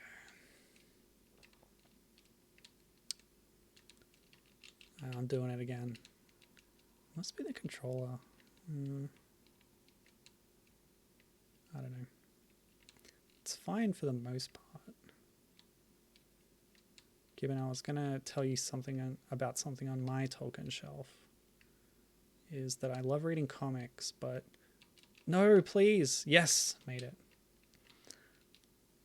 Comic adaptations of Tolkien stuff are very few and far between. I don't know if you know of any others. Maybe some fan ones, perhaps. Yeah. I guess it's not the invisibility cloak, it's the ring. And the ring sucks your magic. And then when you run out of magic, you start losing health. That's what was killing me on the mountain pass. Yeah, now I understand. So if I use the ring here, does that help me get away from the ghost? I guess. Yeah. Looks like it can't grab me. That's very good. That's very good. Very close to Mordor. No safe places here. Hurry. Frodo, Sam, and Gollum continue towards Mordor, while Aragorn and the others are under siege at Helm's Deep by the army of Saruman. Great. I get to be Eowyn. Yes, thank you, thank you, thank you. We even get a jingle to celebrate. Yes.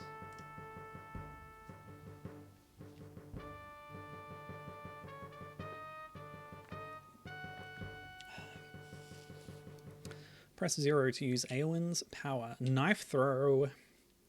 The women of this country learned long ago that those without swords may still die upon them. I fear neither death nor pain. That was my Miranda Otto. Not very good, sorry. But Miranda Otto and Kate Blanchett are both Australian, I believe. 2 of the 3 female roles in the film trilogy. Yeah, I love whenever these games let you play as Eowyn.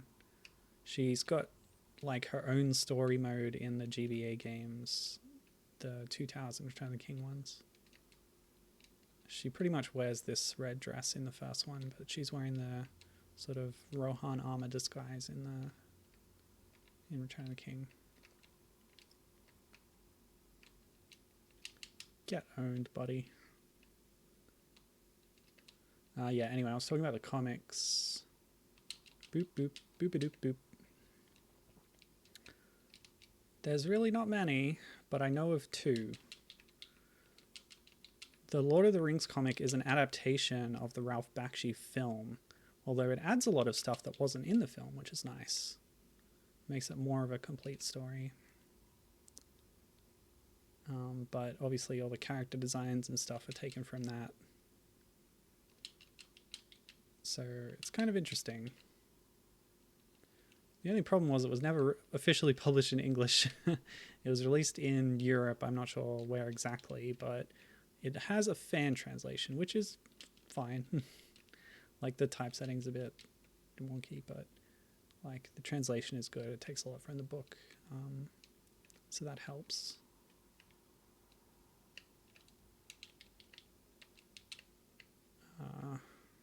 But of course, being an adaptation of that film, it only adapts the first 2 books.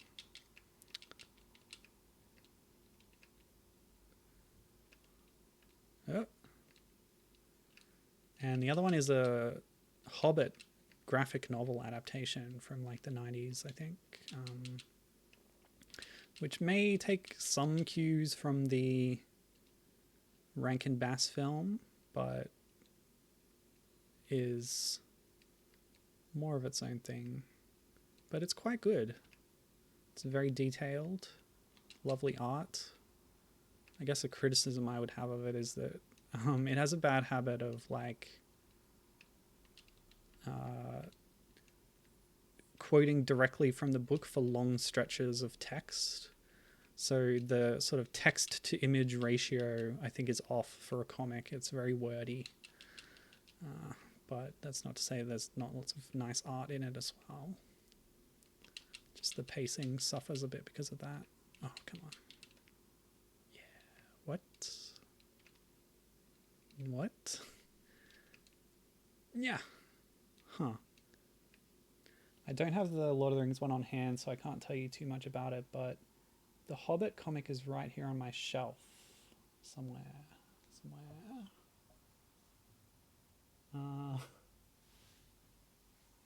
Here it is. Illustrated by David Wenzel, adapted by Charles Dixon. It's beautiful. So check that one out. Now to put it back on my shelf.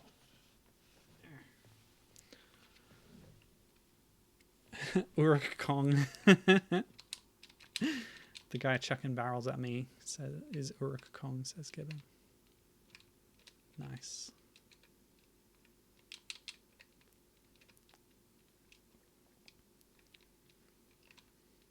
So yeah, you got any hookups on comics, Gibbon? Fan comics or otherwise? I would be very interested to know.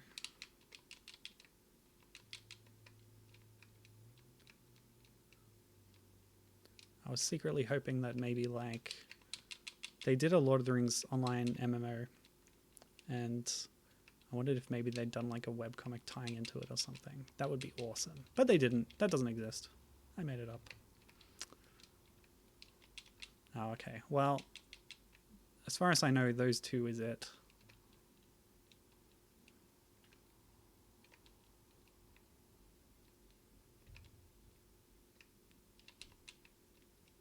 Yeah, okay. I should be able to attack these barrels. Yeah, cool.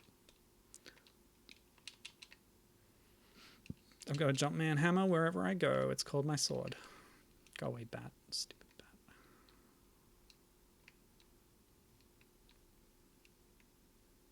Oh, that's a thing. So in Conquest, the game that's like the Star Wars Battlefront game that EA did,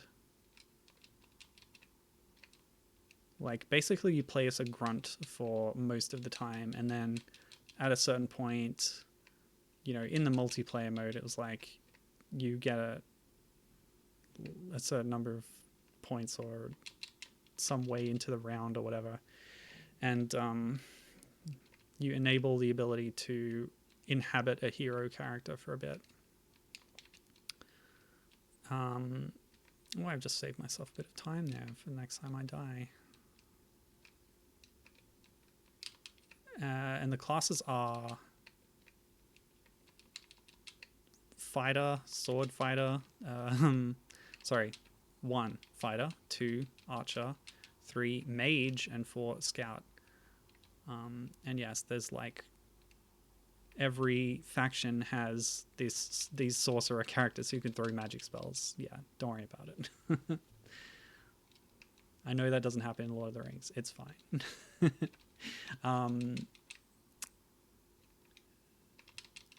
But yeah, when it comes to putting these characters into the roles that they should be, some of them are obvious, like Legolas. He's an archer. Aragorn, he's a fight sword guy. I think Gimli is a scout because he does have the ability to throw bombs, which the scouts do. But they also have like a cloaking thing and backstabs and stuff. They put Eowyn as a scout class.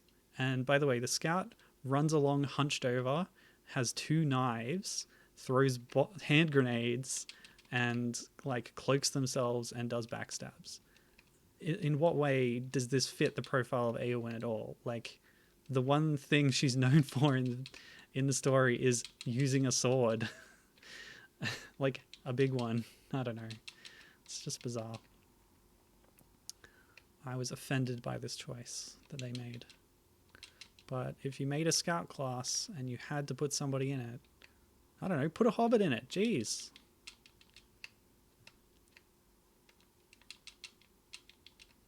Wormtongue is also a scout, by the way. Makes more sense for him, I would say. I guess Eowyn, like, disguised herself to stow away in the Rohan muster. The battle for Helm's Deep is over. The battle for Middle-earth is about to begin. Sauron's wrath will be terrible, his retribution swift. Frodo and Sam were following Gollum to Mordor. It's the stair of Cirith Ungol. Look, look, we found it. The way into Mordor. The secret stairs. Okay, buddy. Whoops. Okay. So the jump. This happens a lot on mobile, by the way. What happened? What? I wasn't even using the ring, but I just died. Yeah, on mobile games, a lot of the time... Okay, stop. What? It's still sucking my life. What happened? Alright, I need to switch to... Oh, I need to switch to keyboard-only controls, I think. So I don't accidentally have this problem with my controller.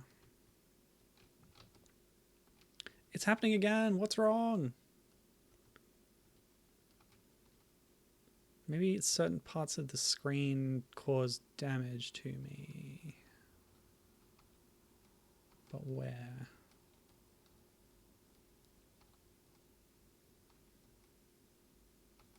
It's just happening. Why?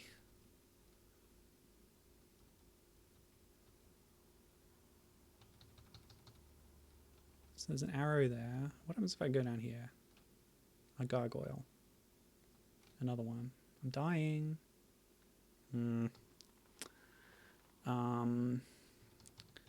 Gibbon says, do you need to keep up with Gollum? It starts happening when he's off screen. Oh yeah, that might be it. I am falling behind. Yeah, okay. Yeah, that must be it. Thanks for picking up on that. I think I don't like that as a method of hurrying you along. We must climb.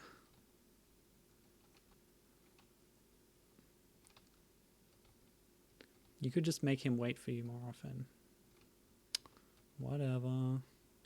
Gibbon also said earlier that... Hurry, hobbits, we climb. I know, you've said that already.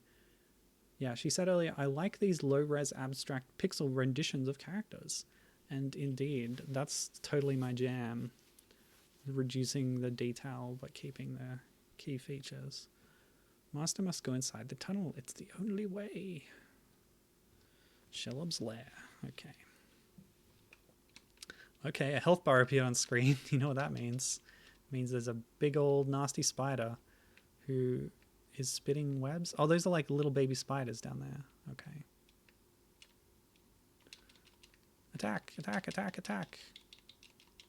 Yeah, that works. Oh, I like those webs she's spitting out. Shelob looks grody. It's pretty cool. Okay, die. Nope. My attack is not very quick. Oh, what a cool effect. Get me out. Get me out. What? Oh my gosh. Okay, I'm going to hope for health drops from these spiders. Oh, they ran away. Oh, okay, they killed me. Fine. What?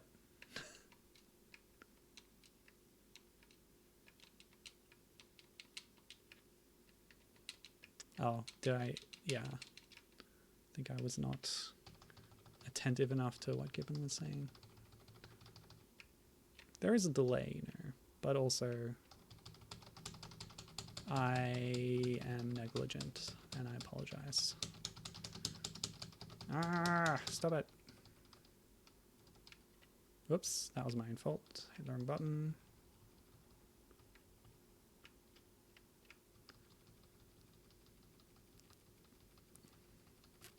This is actually a safe spot. Right next to the boss. Stop it.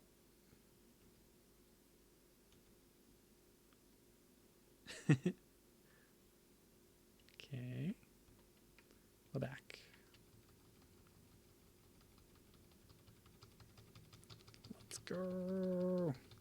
hit the thing. Actually, that's interesting. The fact that you play as Frodo all the way through makes sense for like a trilogy game. When they did the Return of the King console game, in the Hobbit's Path, you play as primarily Sam because he's like the active one. Frodo's like quite weak a lot of the time physically, and he gets captured by the orcs, captured by Shelob. So playing Sam makes more sense. When they made the Return of the King GBA game, you still play as Frodo, but it's just like he doesn't really get captured. So they had to adjust the story. But I think the way the console game did it with Sam taking the lead role makes more sense. Anyway, after their long journey, the two hobbits have arrived at Mount Doom. Here they must go into the Crack of Doom, where they can throw the ring into the fire. Indeed. So, I guess, well, we'll see if there's any other levels. This feels like the climax of the story. Oh, there's orcs here. Okay, fair enough. Yeah, fall. Oh! No. Thank you for the claps. That was probably my favorite rendition of Shelob I've seen in any of the Lord of the Rings games. In all the other ones, she's too much like a real spider. It's creepy. She's very like spindly in the GBA game. Ah!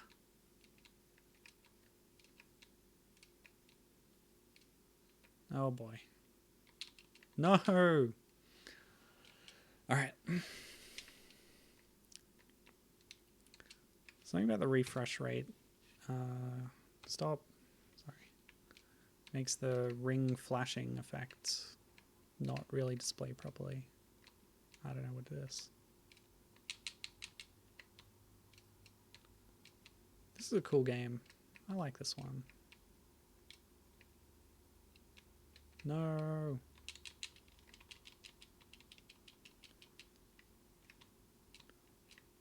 It's adapting different kinds of events with different playable characters. That's cool. Stop. Stop using the ring. Jerk.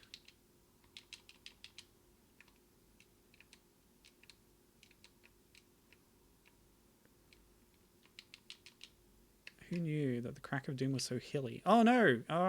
No! Oh, this is not the run. Oh, maybe it is. Ah!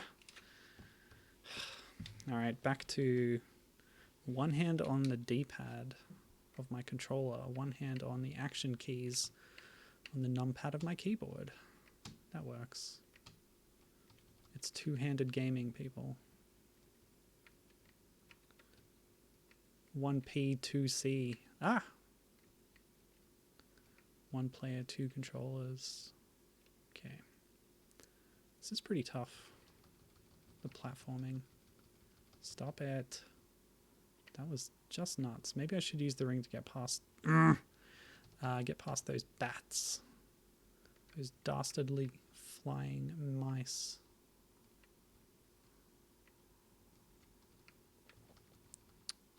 You know the German word for bat is die Fledermaus. I know that from the title of an opera.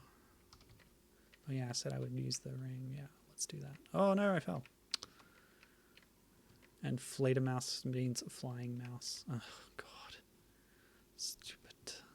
I just really don't think the control scheme and the hardware of these devices is well suited to like difficult platforming challenges. But developers will try to do it. Oh, and they have tried, and they did try. They tried. Did they succeed? I'll leave that up to you. I should have had some music in the background or something.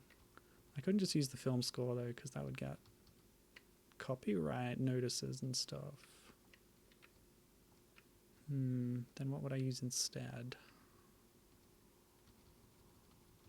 Maybe the soundtrack of the Fellowship GBA games that were not based on the films. Or even Lord of the Rings Online itself, which is also not a film based. Ah! thing. I've spoken to Gibbon about that before, the MMO, because she used to play it back in the day.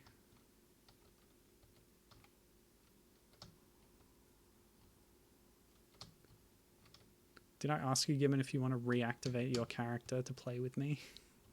I don't want to push you into it, but yeah. My plan was to just play it as a single player thing.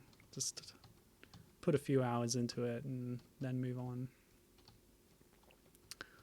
I have no interest in activating my obsessive brain, getting trapped in a 1,000-hour loop of playing the game,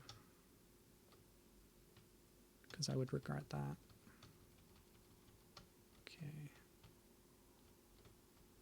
Okay. Gibbon's response, oh god. Well, I'll take that as my answer. That's fair enough. Yeah, she says, I don't presently plan on starting any MMO anytime soon. Yeah, I think we have similar kinds of brains.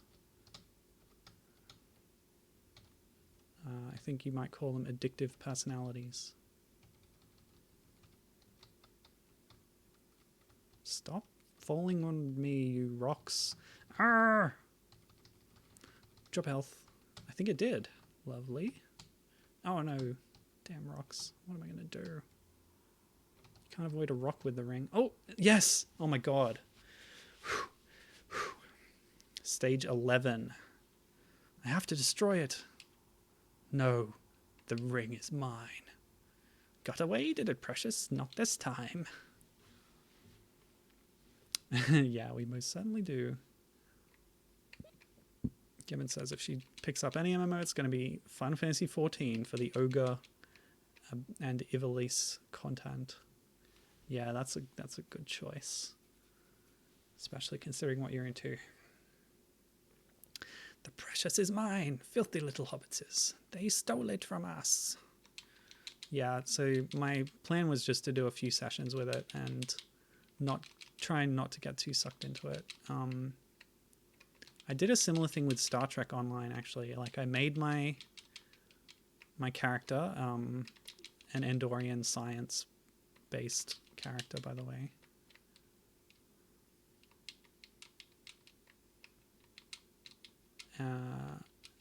And I basically did the tutorial and stopped, more or less. Damn, I love Andorians. Need more Andorians in Star Trek. I've just finished watching Prodigy. Not to abruptly switch gears from one sci-fi fantasy franchise to another, but Prodigy's really good. It's kind of similar in animation style and tone to early Star Wars The Clone Wars. But yeah, it's really cool. Good characters. Good scenario. Fun Star Trek-y stuff. Can I use the ring? No, because poor little golem stole it from me. I don't get this, because he attacks you just as much as you attack him. This is like East bump combat, but I'm underleveled. There's got to be a way to avoid his little rock attack.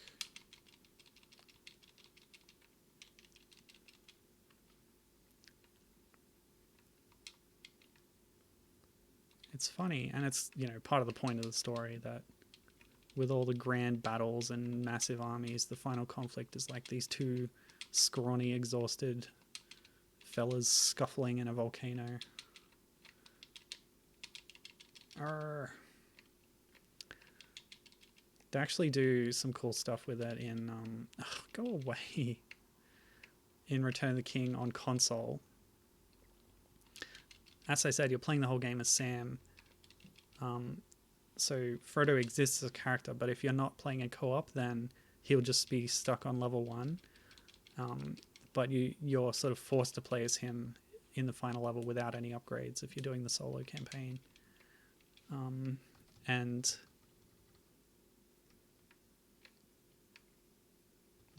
they balance it by making it kind of a scripted fight where it's just about positioning Golem in the right place and then attacking him in the right way. It's not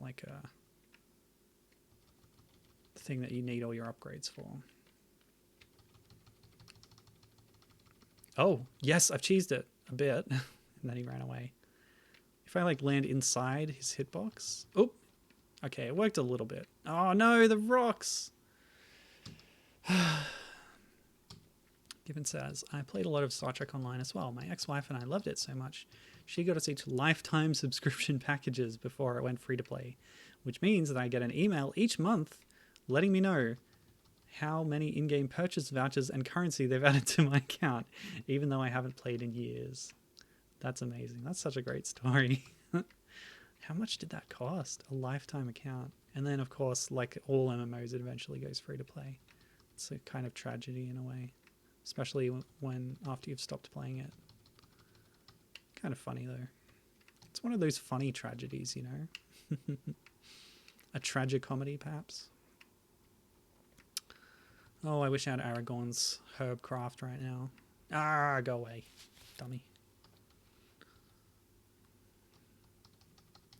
Yes, yes, I must destroy it. But no, I do not want to. Okay, let's try our scheming little cheese strat again. Once he starts attacking... Ah, how did I do it? Get over... Oh. I just need to get over it with Benefotti. Ah, stop it. Was it... No, he doesn't get stuck on this. I don't know. It was a fluke. And I can't replicate it. If I hit him before he hits me... then he runs away. But I have to be really quick to do that, because he's also very speedy, like a little hedgehog. Oh boy. Okay. Spin dashing, that's what I need to do.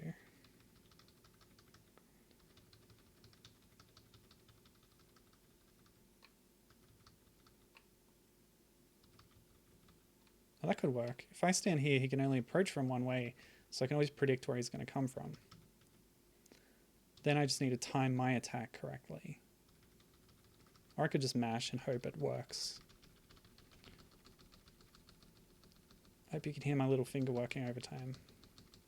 Not my little finger, it's actually my biggest finger. Fun fact. Well, longest? I don't know. Is the thumb a finger? Depends who you ask. I should ask a hand model. Or a hand doctor. Is that a thing? There's a foot doctor. Why is there not a hand doctor? Answer me this. Riddle me this. I'm Edward Nigma. Take me to your hand doctor. Oh, he just disappeared. Oh, did he use the ring? He never does that in the film or anything. Or does he? Does he? Not in the film. Does he put the ring on in the book? Gollum, I mean.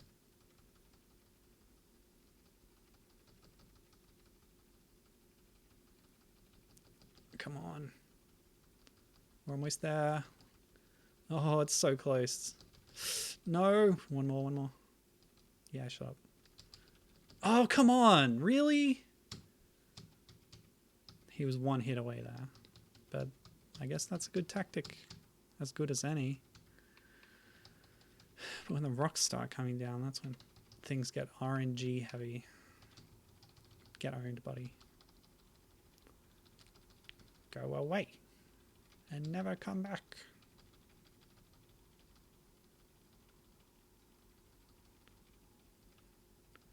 Could see that Frodo kept his cloak even up to this point in this version. Stupid rock. Is my cheese strat going to work this time? Nope. Oh, that was close. That rock would have done me in, I'm sure. Come on. Whoa, where did you come from? Are we done? Come on. What? How many hits? Okay. What? Oh, God. Precious is mine. Oh, it was like a scripted thing. You have to hit him off at the end. That's sort of how the console game works too. Also, the Lion King game, where you got to throw Scar off at the end. Anyway. At long last, the One Ring was destroyed and the Dark Lord's power was no more. Aragorn became King of Gondor and a new era of peace technically he becomes king of Gondor and Arnor because he revives the Northern Kingdom. New Era of Peace was ushered in by the Men of the West. Bilbo, Frodo, and Gandalf sailed with the elves to the Undying Lands. Middle-earth was saved, and the time of men had begun. Game over. Stark. Wow, cool stuff. So that's Lord of the Rings Legends, and we're already over time, but I have a few more things to show you, so I'll be quick about them. All right, let's do the last official one, and then I'll do the bootlegs. So I'll just spend a little bit of time on these. I did enjoy that, though. That was cool. This is the Lord of the Rings Middle-earth Defense. What? I said yes. It, like, switched over to no for some reason. All right. Sound, please. Glue Mobile. So this is the beyond the Jamdat era. This is a little bit later. In fact, in Kahvibreak, it says this is from 2010. It's also after the Warner Brothers acquisition or whatever it is. So it's kind of a looking back thing. I'll just pick the normal mode instead of the tutorial so I can get into it.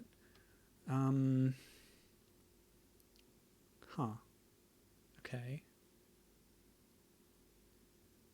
Oh, when I did practice, I think I might have played the tutorial because it was not... Yeah, it was like... I'm not really sure when it was supposed to be set. Anyway, I'll see what the actual game mode is like. Whatever, let's get into it. So this is a tower defense game. There's like a planning stage and then an enemy wave stage.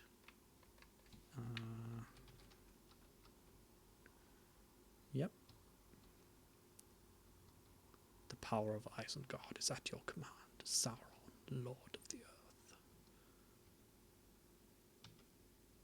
Oh no, this is what I played. Yeah, okay. So you can select and build barriers and stuff.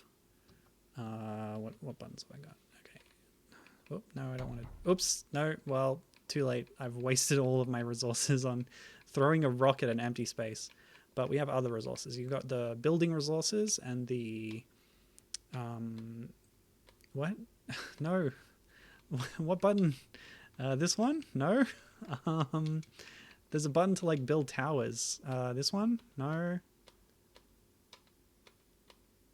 I did it in practice. I just forgot. Yeah, this one. Okay, cool. Soldiers. I can't afford heroes. Because they cost too much. But let's see. Yeah, I get it.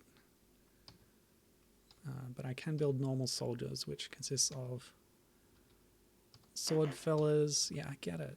Stop. So we got sword fellas, and we got... okay, it depends where you are on the map.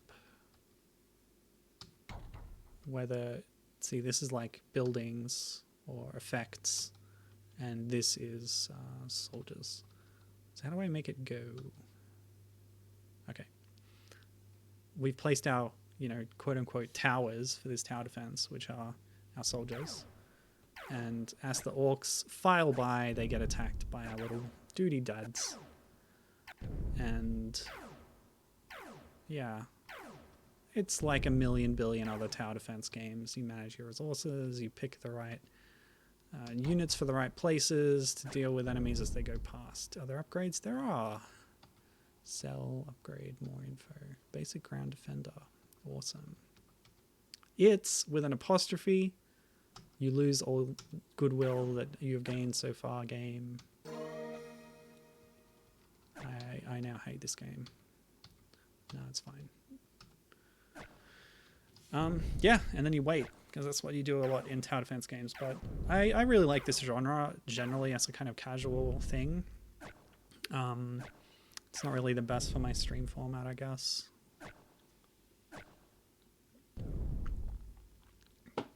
But I gotta say, and this is partially from being from 2010 for more powerful phones, but this game looks really cool. The animations and stuff, it's just really pretty.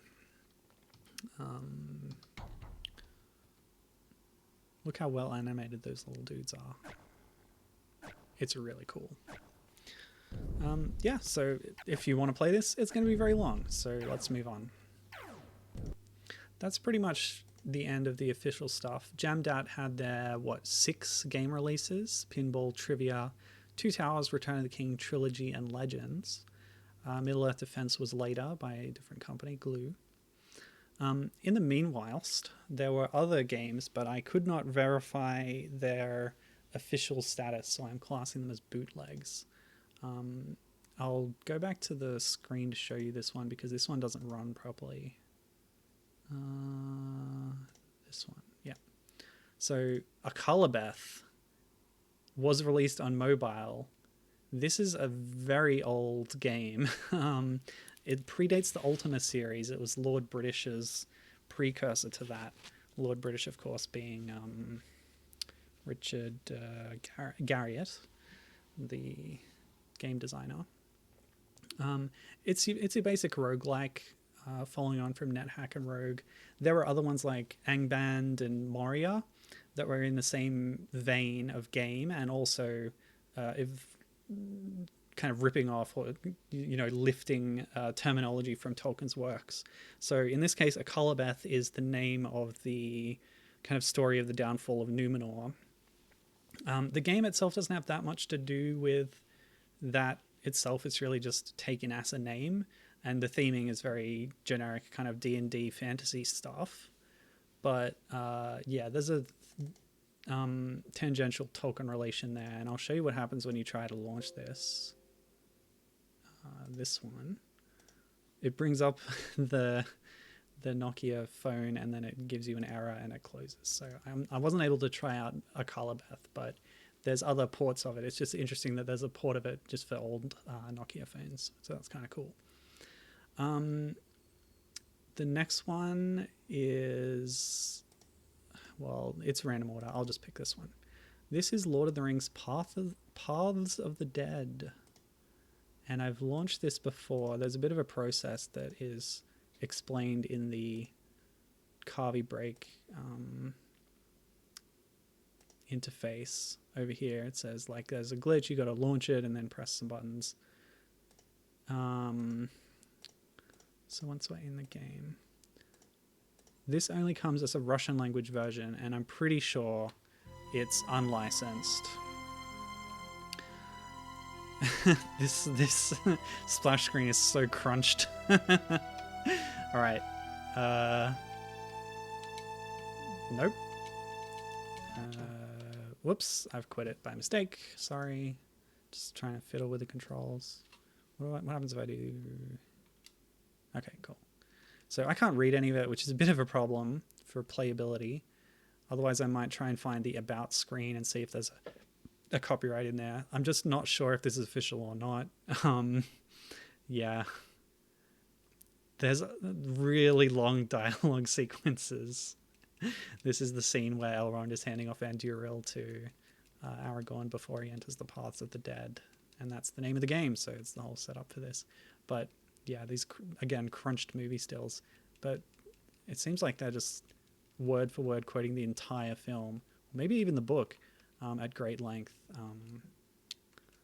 And then there's a lot of interface stuff that I don't understand. Tutorials, obviously I can't read any of this. It's in a Cyrillic typography that I am unable to read. And I don't even really have a grasp on the controls, actually. I think I'm going through stuff that I'm not supposed to. How do I leave this, please? Okay, now can I do this? All right. What? Hold on. No, this one? Okay. Is that like resume? Okay, so I figured out the controls now. Sorry, I thought I had it before. But yeah, this is interesting. Basically, from what I can tell, it's kind of like a Diablo-like, perhaps, within those menu screens, which I won't risk going into again, lest I be stuck there forever.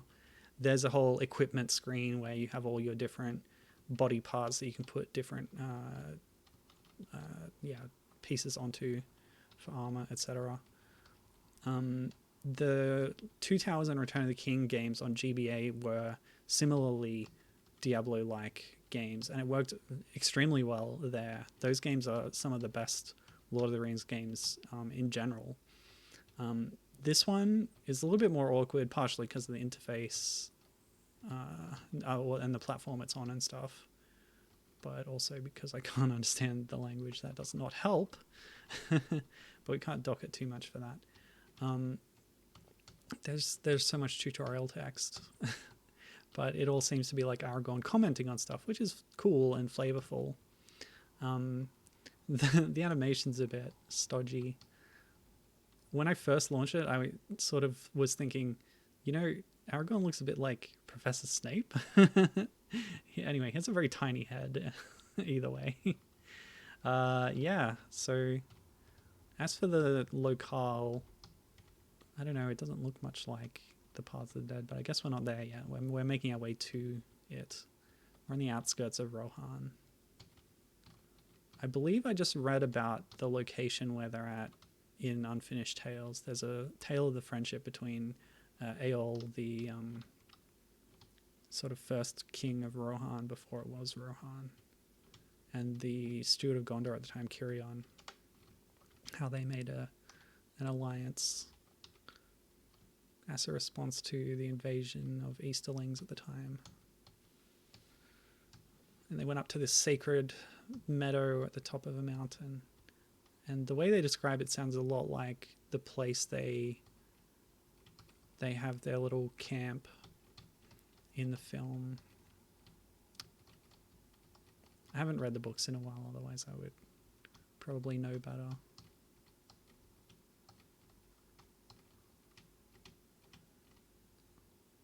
Oh, I don't actually need to attack. We're getting more east bump combat. I can just run into him and I'll attack automatically. So it looks like I've got some skill points now, but again, I won't risk using them. I'll be stuck in those menus forever. Just gonna walk a little bit. Oh, it's Gimli. Lovely. That's a nice sprite. And Legolas. He looks good too. Rumble, rumble, rumble. Whoa! Oh my gosh, I didn't know about that. That's like severe epilepsy trigger. Yeesh. Not good. Oh, I've fallen over in the Paths of the Dead, I guess. Who's talking? Who knows? I'll never know.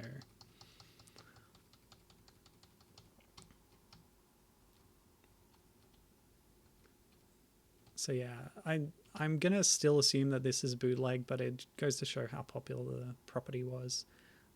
Either on the next stream or one coming up, I'm gonna play some bootleg Lord of the Rings games on GBA and GBC, where there was a big market for them. But yeah, Lord of the Rings is just one of those properties that huge successful movies, therefore got a lot of unlicensed game works coming out of them. Alright, am I dead? Is my game over? Oh, I came back at a respawn point. That's cool. Well, anyway, that's Lord of the Rings, Paths of the Dead. It's available in Kahvibreak. It says by Nostromo, who is a real game publisher, but I really don't know if it's official or not. Let's close out the stream then with the final one, which... Whoa, boy. That's loud.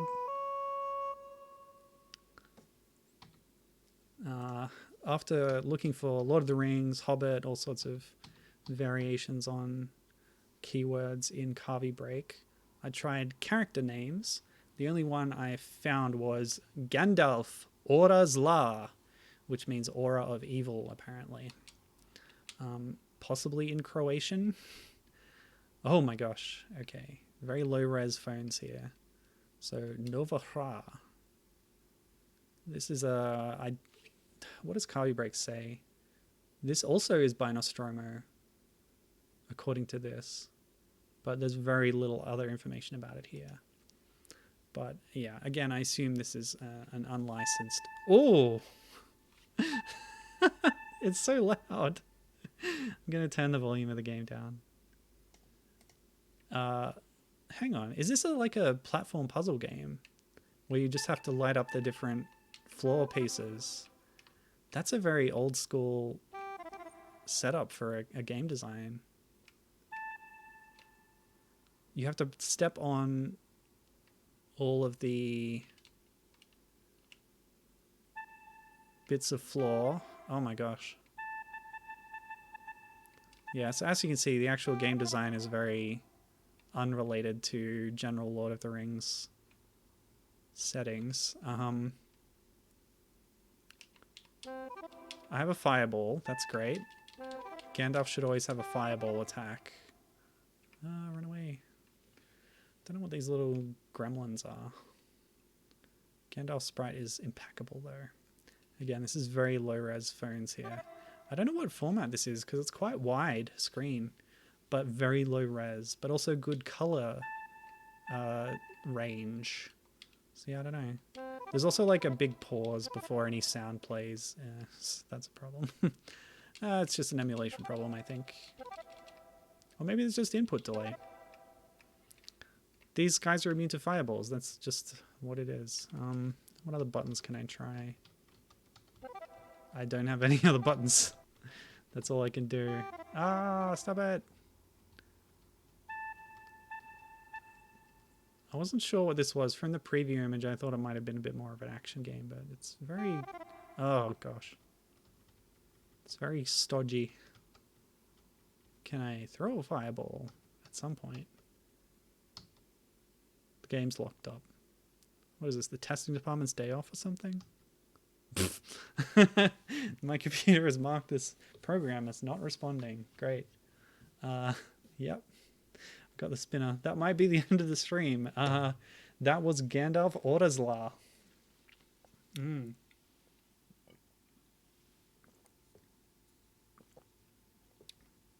Yep, it's crashed. All right, that's fine. I didn't want to. Oh, it's back. It's uncrashed. I didn't know programs could do that. Gibbon says it's very Peter and the Wolf. Yeah, there is a bit of a Hall of the Mountain King kind of thing. Wait, is that the same thing? Anyway, trolls. Oh, thanks, Bob. You've been here the whole time. That's great. Good to have you. I hope you enjoyed seeing these mobile treasures of yesteryear. I regret I was not able to play all the way through Return of the King, but the other ones that I did play I had a great time with. Yeah. The game uncrashed itself, but it still is not responding to input. So yeah, that will be the end of the stream. Thank you for joining me. It's been good. Hope you've had a good time. Go and watch Eurovision. Just tune into their YouTube channel. It's good stuff. Oh yeah. Let me see. So yeah, having done a Lord of the Rings one now, I'll probably aim to do those bootlegs ones next time. Depending on how many I find, I might also bundle in Lord of the Rings Flash games into that as well. So that's fun. There's a lot to discover out there. Yeah, and I still have the plan to do a mermaid stream before the end of May. So yeah, hope to see you next time. And stay safe, stay happy. Have a good one. Bye.